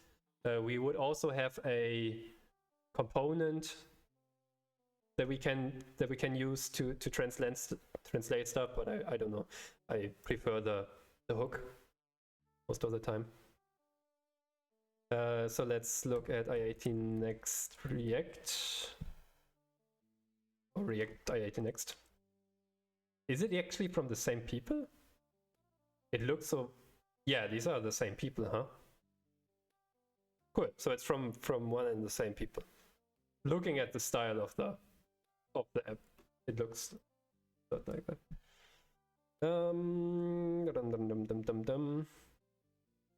Yeah, so you could use this translation component, but you won't do that most of the time. Getting started. Use both, blah blah blah. We will use this T, using the use translation function. Basic example. There we go. That's what I want. Take all of this fun stuff. And now, where does this actually go? I suppose into settings?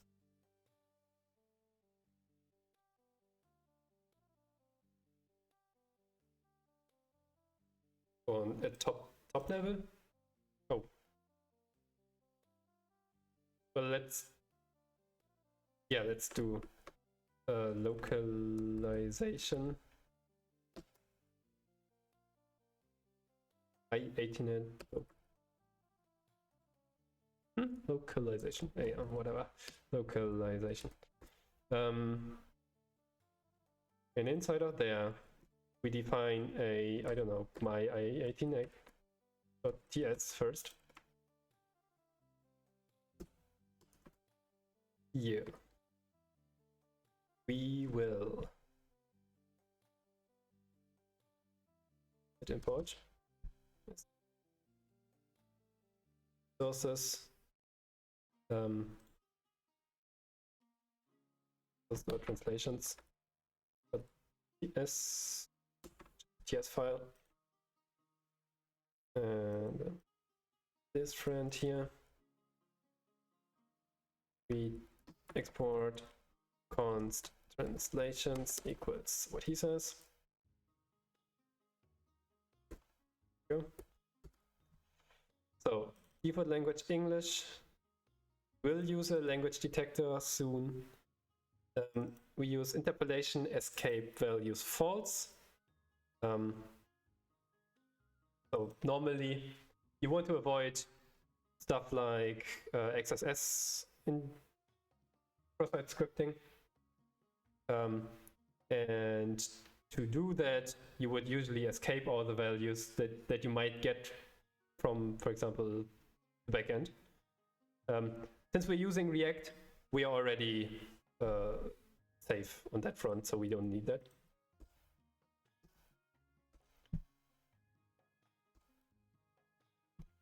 So we can just, we do need to double escape stuff, right? That's what I want to say. Use them in a Nginx file and import them, or even better, use the via UI. Here they sell their product. Language detector will come soonish. i18 next. And this is a kind of annoying thing, because we just import this thing and we work on the object. So stuff might be less optimal working with fixed objects. Yes, so we initialize it statically, then we export it, import it statically, initialize it statically, and now somewhere inside our app, we need to use a provider.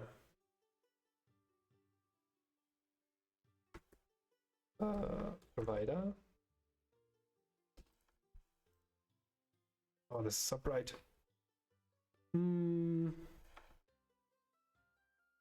It's component. Somewhere we need to have a component.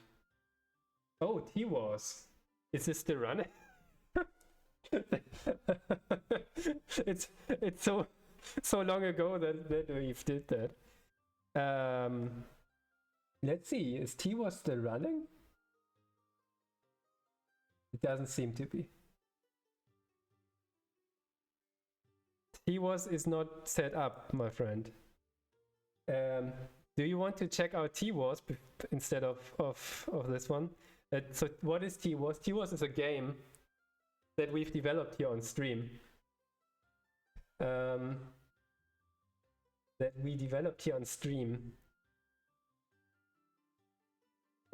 where you in chat can actually play, or we can play together, using only chat commands. Basically Final Fantasy, but controlled via chat.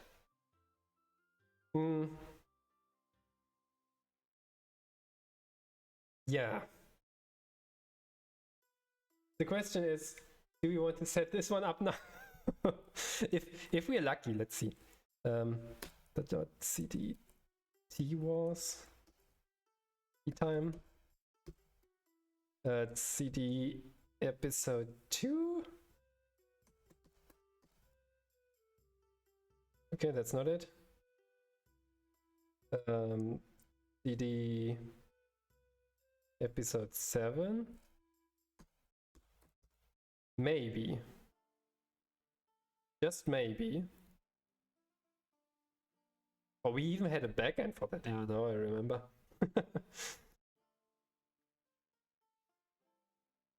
We have node modules out there.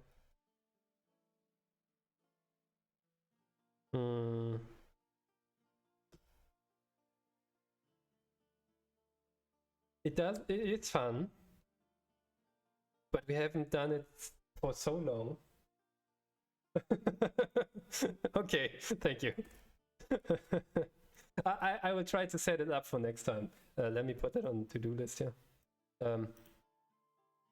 Make TWAS work again. We also had a lightweight version which did not persist anything. Yeah, the cool thing about it was, you could actually level up by being here multiple times and then playing, and then your character actually got stronger and all that fun stuff. But I haven't used it so long, unfortunately. I think the database is also gone, unfortunately. Where's this quickly? So somewhere I need the. Where's the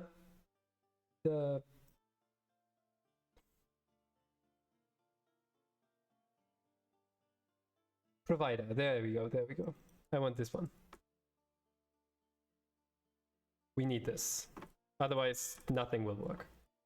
I hit the next provider. Oops. So maybe inside or there, I guess. Doesn't really matter. Import it. I18n is equal to. And we need to import the my I18n.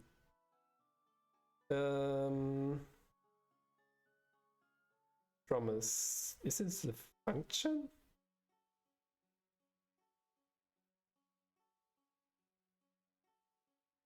How did I do this? Do you tell me anything useful?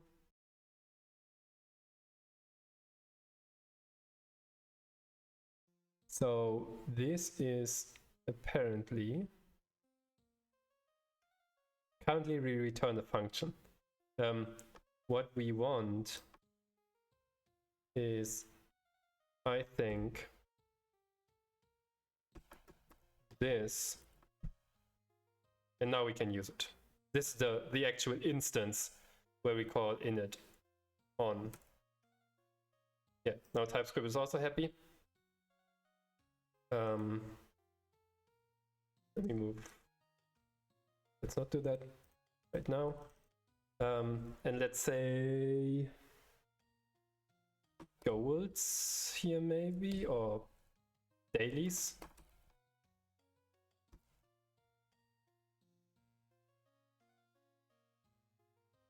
And if we go to, what do we have here?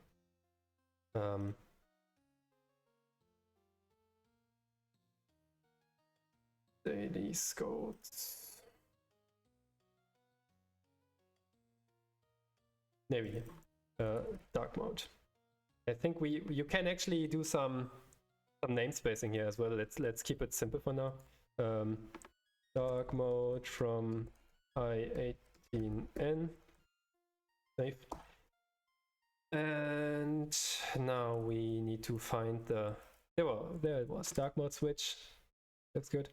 And here we can now just use, I hope, just use translation, get the T function, and then, where's the text? There it is. Get this label. And we need to put this into, make this into a function call. Yeah. For a reason YouTube decided to stop my music again. English translation dark mode. Is it like this? So let's restart.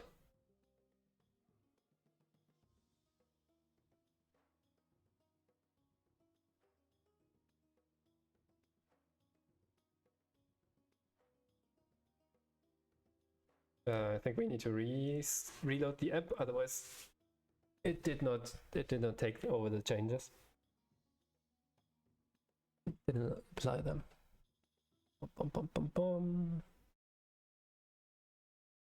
Boom, everything explodes. Great. Right. In the newest version, I had this update. I did this update today on the other app. So I know how to fix this one. What it says is that you basically have to polyfill into plural rules. But instead, I will just ignore that and set version 3 for compatibility JSON something. And now we're good. And if we are lucky, dark mode from I18N. There it is. So if we add something like DE, I don't know why we need this translations key. Maybe that's the default? Forgot. Did GitHub Copilot try to translate this? Dunkle Modus. Dunkler, maybe? And if we have now, let's see.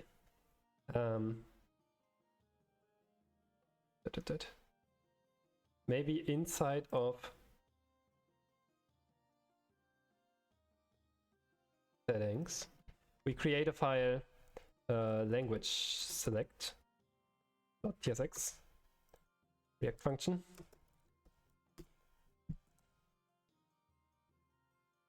And we say, well, this is just I want a menu. How do I write a menu again? Something with dialog. No, not the dial. How do I write a menu again? Like so.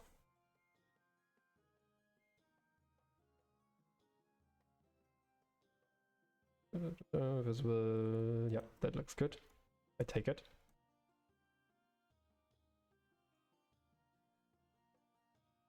So we take all of that fun stuff, do some imports. We just add a button right here that says select language. And then we should be able to actually change the language depending on what has been selected. So let's just take a single menu item for now, or we make them constant, better to say. Title, for example, English. Key is, well, we don't need a key now. Function, and when we take also Deutsch as the menu item, and maybe because that's the language that I speak, Nihongo. There we go. Inside here we say language :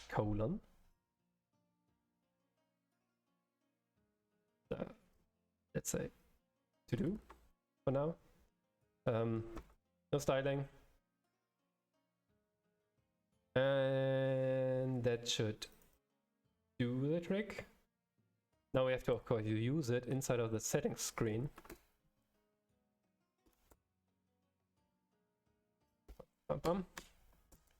Maybe put it into a slightly better position, which is language select related dailies time picker.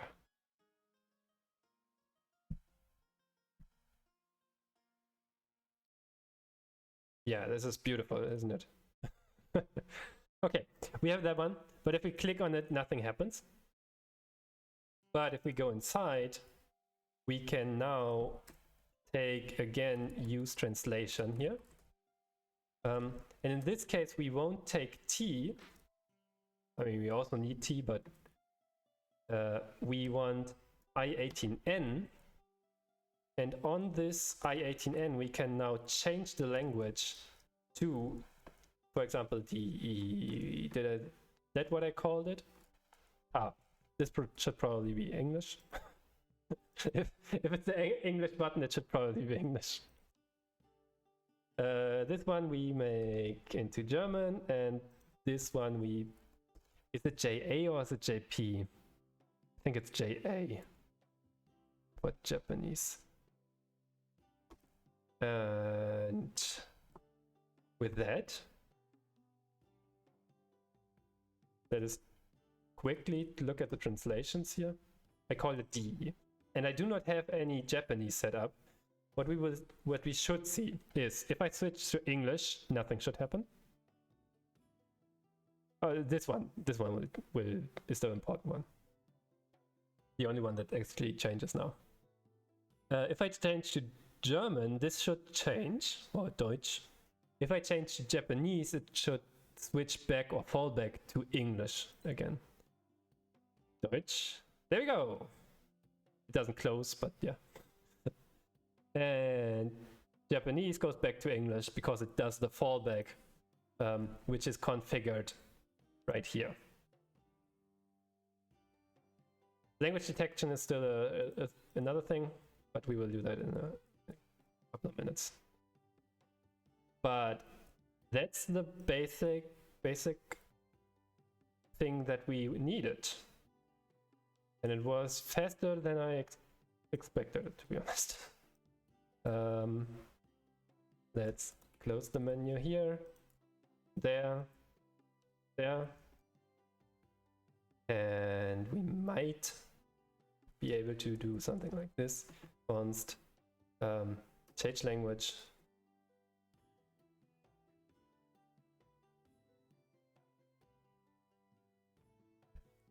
Then we say, well, change language to English, and in here we want German. And in here, we want Japanese. And that gives us our functionality. Oh, it didn't work anymore. Oh no, I broke it. And I forgot to commit. Why? Did you reload, my friend? Change language. And not change language. Oh, because we do not use lang. Yeah. This should, of course, be lang. Let's go to the settings again. Deutsch. Dunkler Modus von i18N. English. And if we add Japanese to the translations, I think we have to reload the complete app to apply these changes. Because these are static files. Dark mode. And let's... Nachtmodus is, I think, what you would usually say. Nachtmodus. Dark mode. Und Darker Mode. Oh, they didn't capitalize it. Capitalize.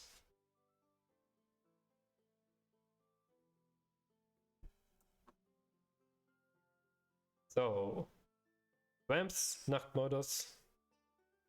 Yeah, and it did not load the Japanese stuff. Let's reload the app, and then we should be able to see Japanese. Oh, it didn't work. Because I called it JP instead of JA. What's the language?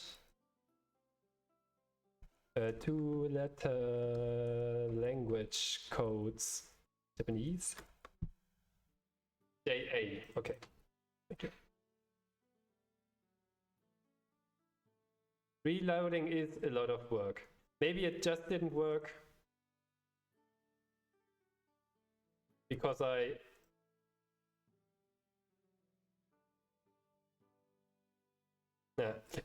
actually have to reload. So going into that one, clicking R, and then reload. And in fact, I have to go to settings again. And Nihongo, why don't you work? Why does Nihongo not work? Did I do a mistake here? JA.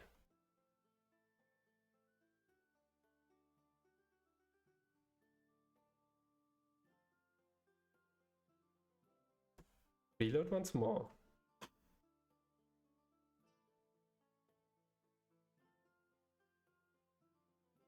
Oh, it's also... okay. Never mind. That's correct. Everything's correct. Why does Japanese not work? JA.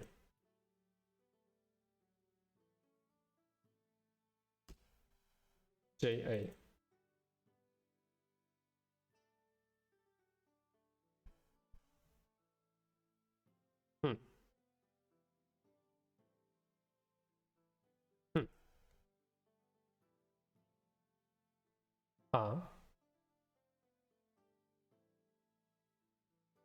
Why does Japanese not work?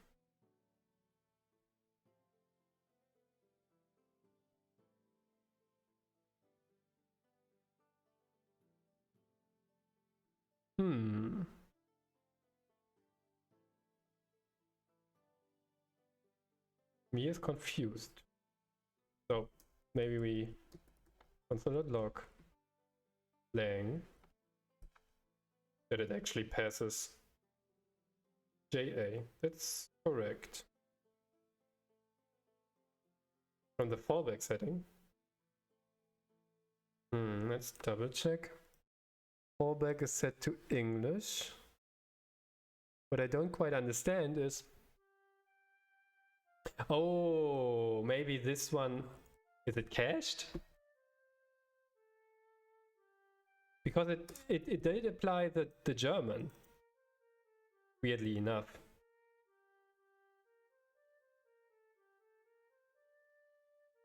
Weirdly enough, it did apply the German, but it didn't do anything to the Japanese fun stuff.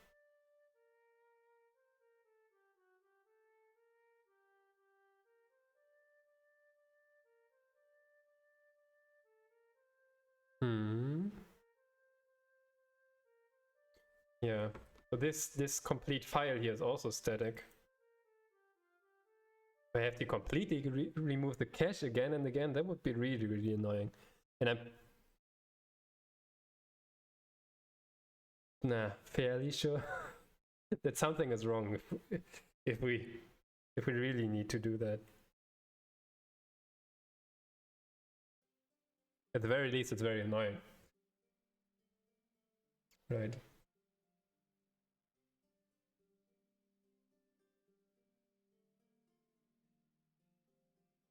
Japanese not working.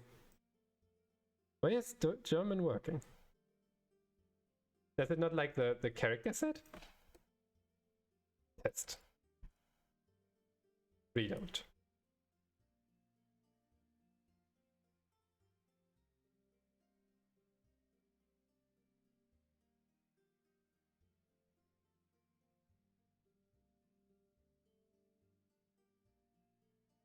Oh. See that? This little character here, the S, which is missing here, and that's why I want to. So if we look at this fun part here, that's why I want this the TypeScript setup, because TypeScript would have normally, or with the right setup, TypeScript will tell me nope. So there's a fairly simple fix to this. We put English into a separate thing, and now we call const type translations is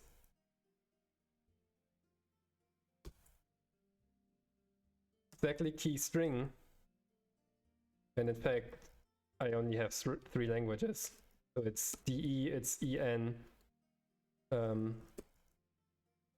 or it's JA, I suppose. Okay, that doesn't work. And this maps to type of English.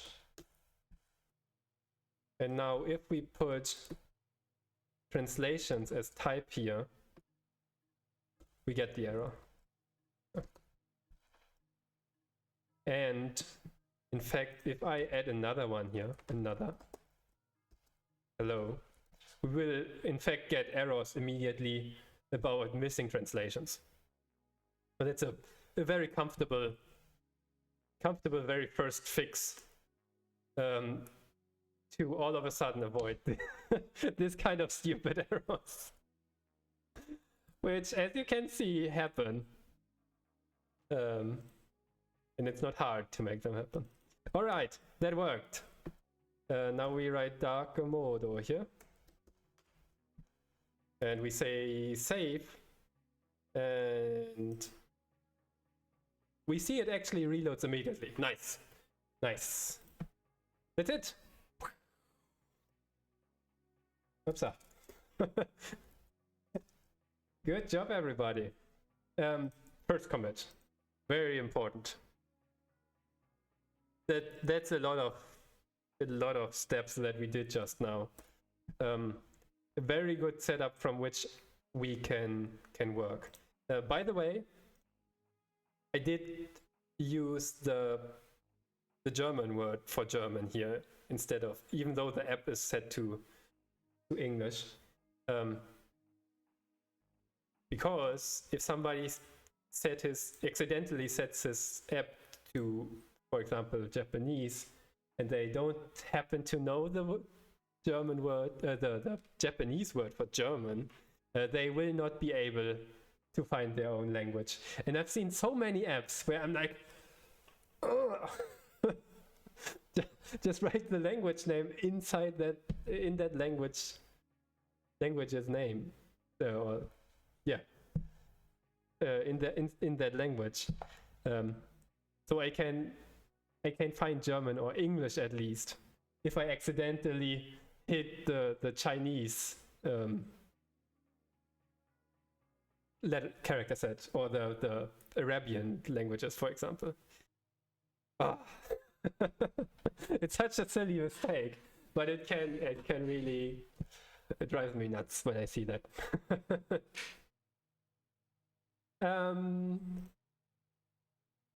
Okay, so we got that set up. Now the next steps is even, so there's one more thing that I think I will do that we can even do together here, which is use safe translations, or use translation safe. It's just called use translations, I guess. And I want to override use translations with more TypeScript help. Because as you might be able to see, if we go to language screen here, for example, do I use translations here? No. I do want to change this one, by the way.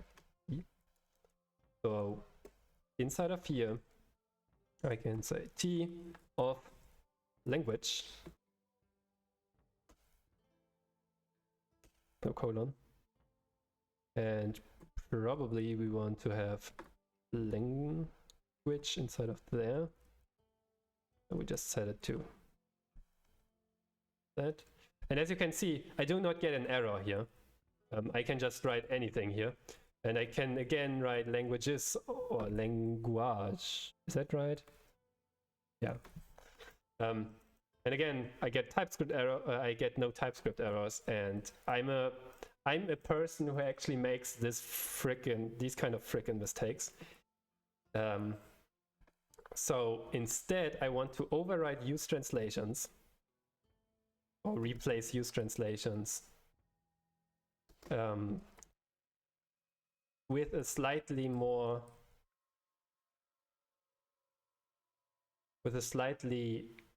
safe version, let's say.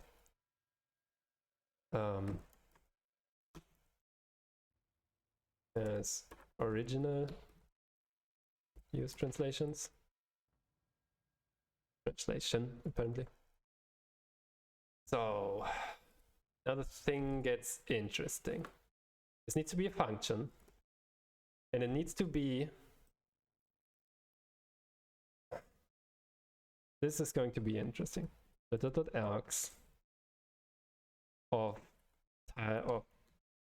parameters, I think, of type of this thing. And now we should be able to call this with .args first of all. Yes, that still works. But so far we don't have any benefits. So what I want next is to actually override the first value, I guess. What is my T function here?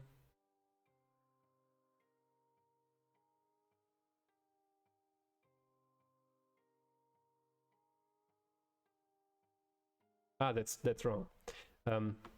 What I want, instead a function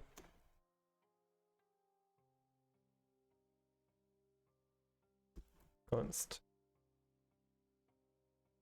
T and I18N. Well, am I even allowed to do that? Yeah, I am, right? And then we override T ever so slightly.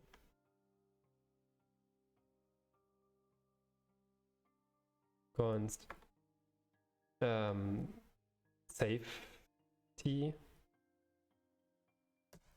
something like that, which maps to t of ... args. Oh boy, this is TypeScript magic now that I'm doing. So this is basically doing nothing currently.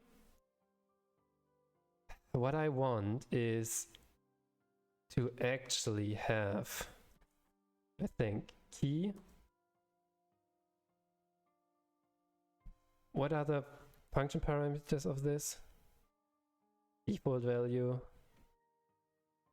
Actually, I just want the key, right? So the key that I want now needs to come from translations. It needs to be, oh boy.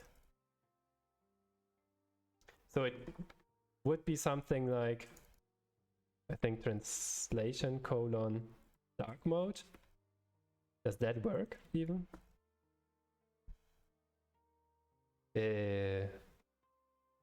Ignore this one for a second. Well,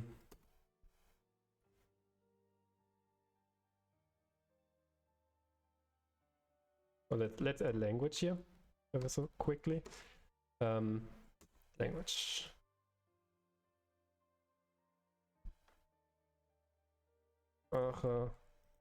And Kotoba, Gengo, Kotoba, I guess. Oh.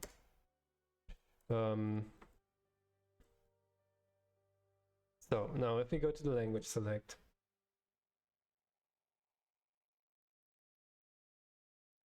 I forgot some part, but nevertheless.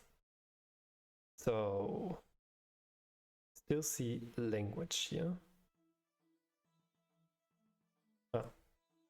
Now it says Kotoba here, and Sprache and English. That's good. Did I want to do? Whether I can actually say translation : if this works as well. It seems to work as well. So this is kind of the default. It seems to be the default. Yeah, perfect. That seems to be working.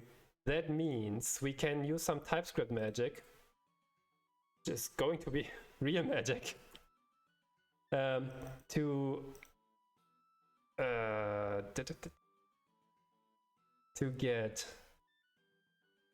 const translation keys, which is, oh boy, type of en, key of type of en. That doesn't work.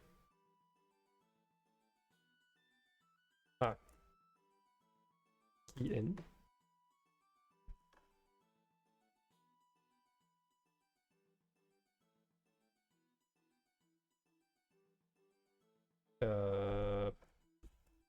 Is key of is in. Because I say const, not type. Key of type of en. So this will give me translation, and if I put settings here, for example, as a namespace, so these are namespaces, I think, if I'm not mistaken, or maybe dailies, and do we have custom or questions, and so on. This should give me now translation, settings, dailies, and questions as constant strings. And then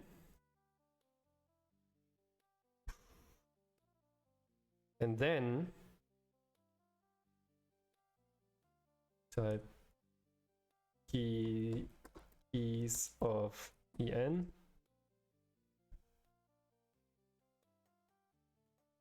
And now we do type of en at position key of E. Does that work? Oh, we need to do as const.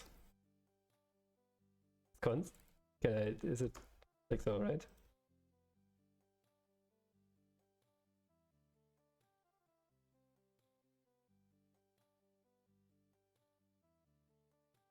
No, it's not as const. That's stupid.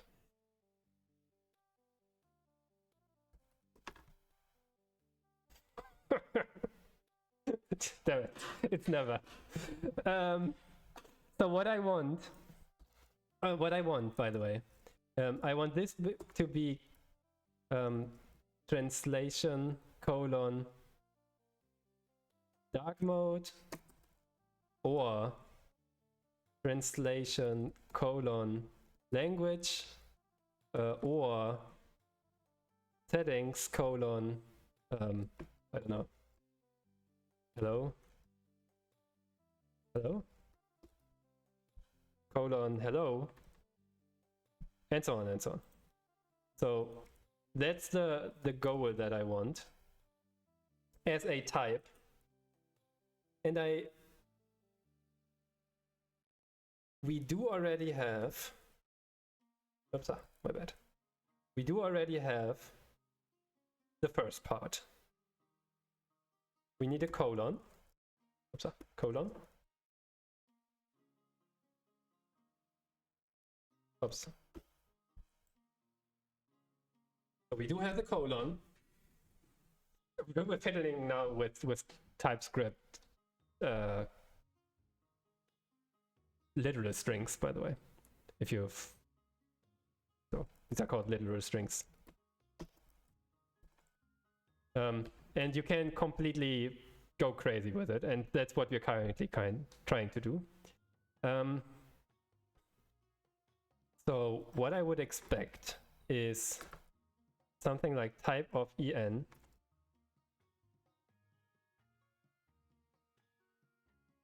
at position this, and from this dude we take the keys. But this gives me never, apparently.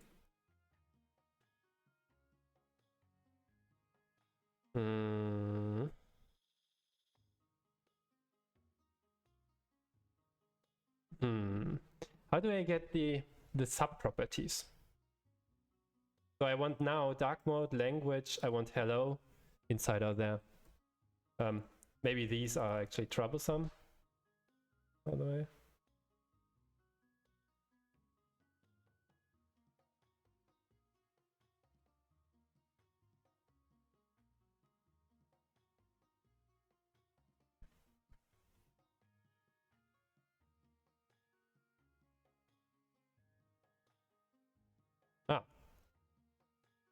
String. Okay, now we get the subtypes. And now we need the keys of that key of.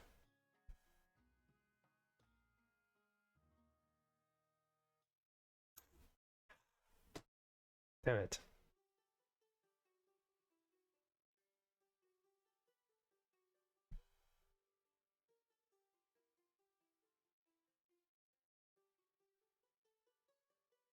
So this is translation.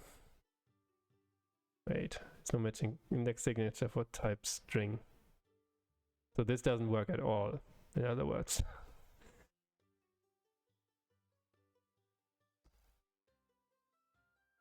How do we get the subtypes?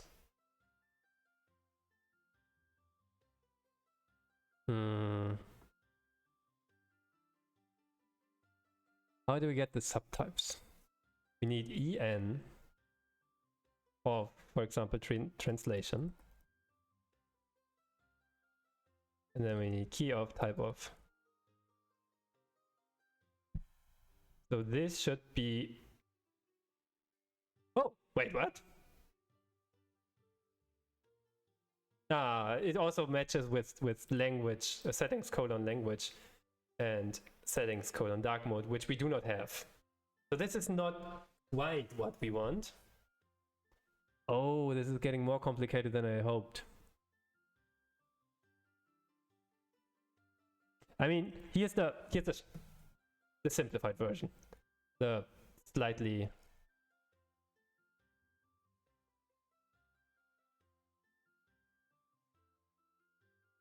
so we call this translation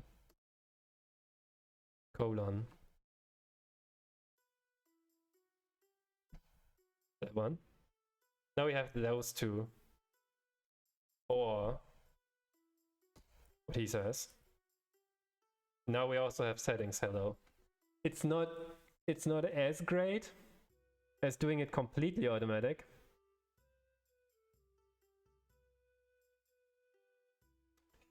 But I'm not sure how to do it even better. This is real TypeScript fun. There might be a way to pick even closer. So what we need is that this one matches this value here. So which sounds a bit like a generic, but I don't think we cannot use a generic inside of a type thingy. I think.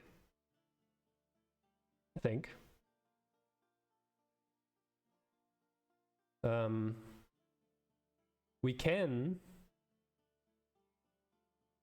There's something like generators, I think. Is there? Are you even remotely interested in this TypeScript wrestling? There's also libraries, by the way.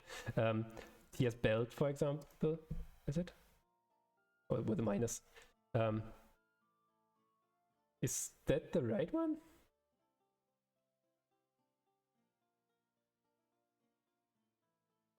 Yeah, it gives you a lot of types. And this might be useful in this case. Go to the API. There we go.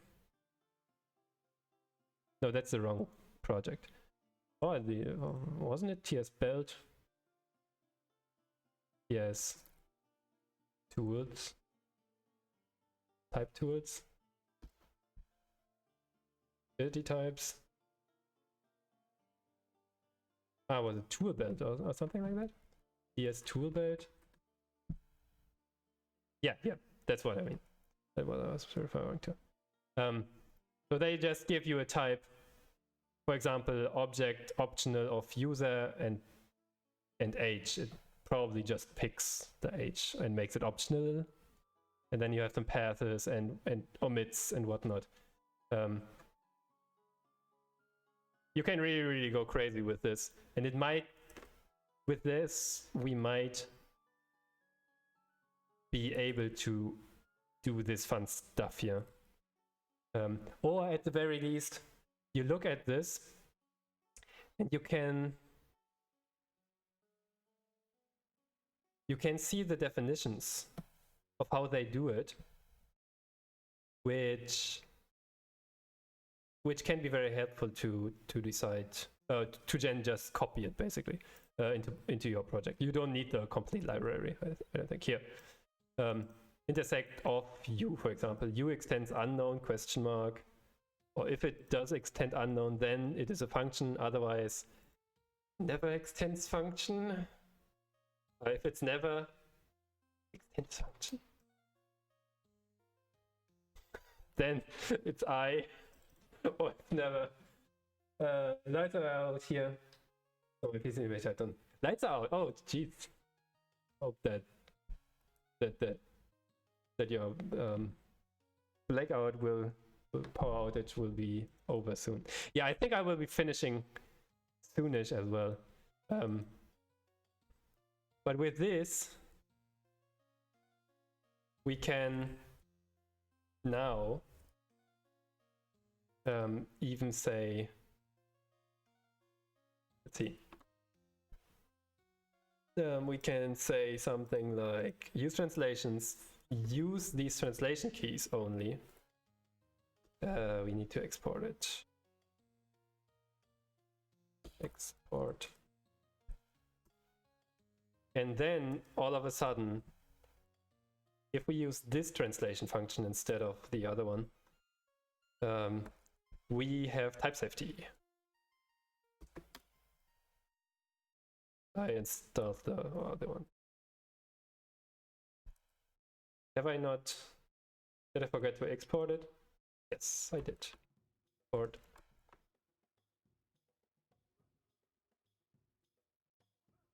So from there, and all of a sudden we see, oh, this does not work. But here we should be able to actually hopefully see suggestions. Come on, you can do it. Yeah, there we go. We're not quite finished yet because we have this second argument, which I think we have to handle. So ideally we would even catch that too, but here I will be lazy. Just say it's any object and we pass the object.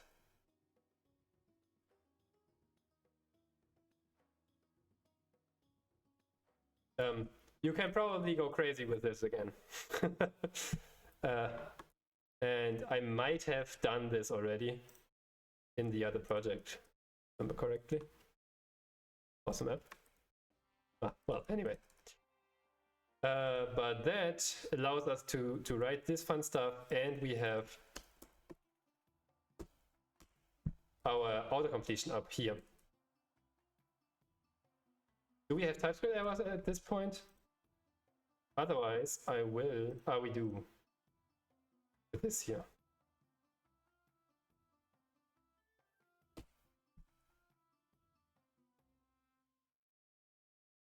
Oh, nice. It even notices that settings is actually. Wait.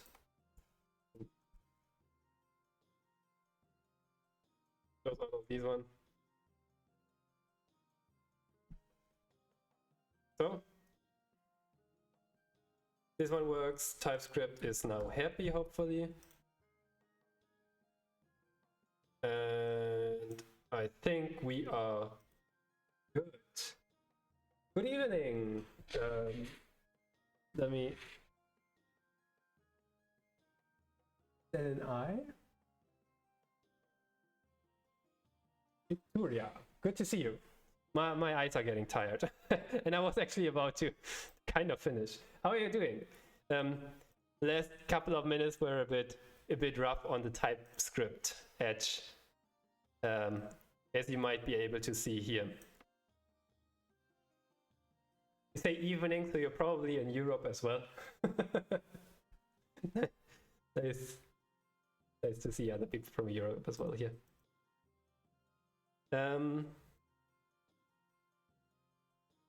I think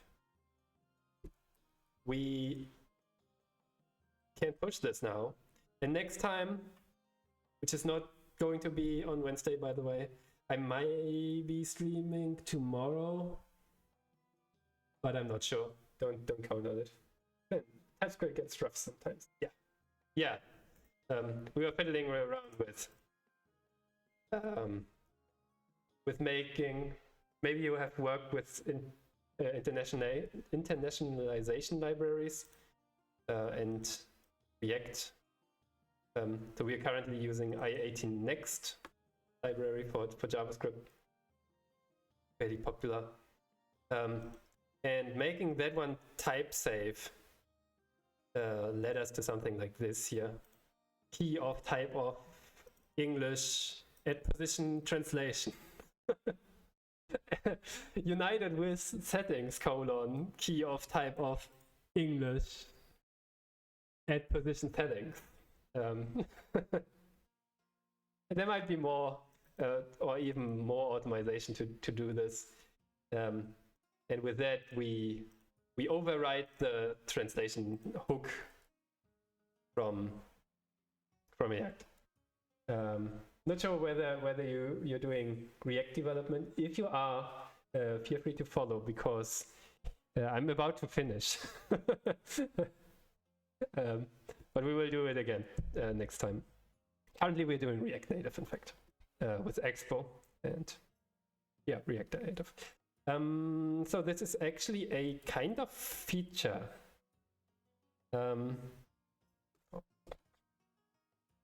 At this point, maybe more like a refactor. I don't know, because it's only, we do not persist it. We have a couple of things to do, in fact, I think. We do not persist anything, we do not do the language detection.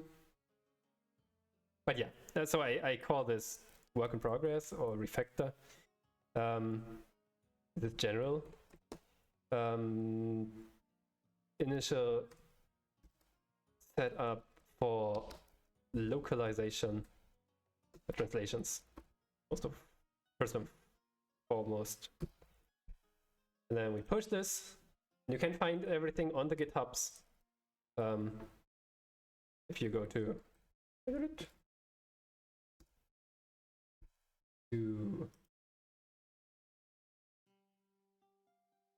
this page. Oh, it's so bright. Sorry. So that's the app that we're working on. I should also add some pictures here and stuff. And I still need to write Marshall Goldsmith actually to ask for his permission to use his name. But other than that, we're kind of done. So to give you a short introduction, Una, are you already following? I think I saw you. Yeah, you. Oh, you've been following for forever. Thank you so much. Yeah, the app is basically you get asked questions every evening. And it's basically a short retrospective designed by a leadership coach whose name is Marshall Goldsmith, one of the top leadership coaches, in fact. I think he was also working, for example, with the UN General Secretary at some point. Maybe not the current one, but one of them. And you give it, so in this case, did I do my best to set clear goals today? I think we did fairly well. So let's give this a 9 out of 10 points, 1 to 10 points. Did I do my best to make progress? I think we did make a lot of progress, and we also did our best. We set a timer and all of that fun stuff. Did I do my best to find meaning? Yeah, all of that fun stuff. Let's go through all this. You can also put in some highlight, personal highlight. Have a great time streaming with awesome people. Thanks, guys and gals. And then you see a summary, and you can confirm that to your history so that you can actually see a graph of that, and you can identify which areas you're specifically strong in, or where you need some help maybe. And in my case, I'm doing this together with a friend of mine, and we all always used to do this on WhatsApp. That's where this app actually came from. That's why I also have this share button, and you can just share it with email or SMS even if you like, or if you have it installed, WhatsApp will show up here as well. Can set custom questions, which apparently gives you an error, but just a warning, fortunately. Dark mode, and what we did just today is you can actually see this also separately. And that's the app. And we will continue next time in the TypeScript tea time. Maybe tomorrow, maybe not tomorrow, I'm not sure. Regular time is Wednesday at 18 to 20. Currently I'm like streaming under the week as well. So be ready to come in again. This week I will not be there because my mom is coming. she's visiting me for the first time, even though I've left home like 11 years ago.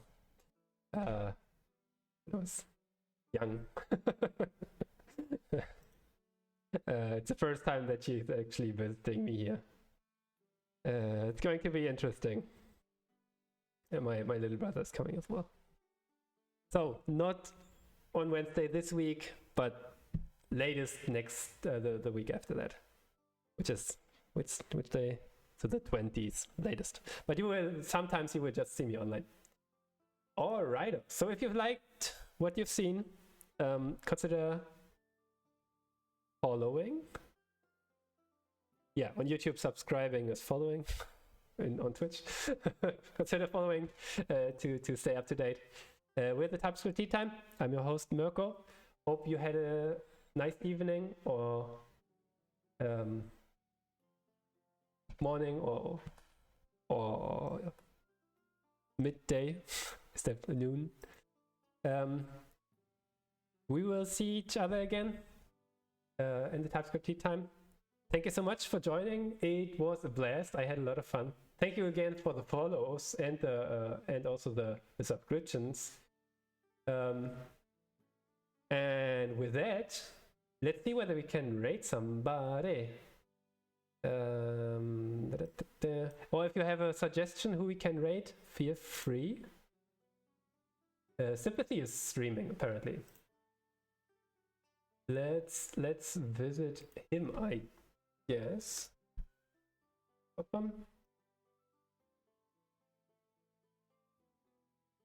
Start rate.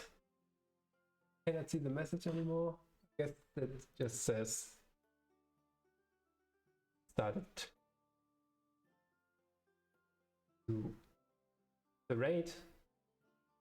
And then in a couple of seconds we're ready. Hope to see you next time in the TypeScript Tea Time. Cheers everybody. Bye bye.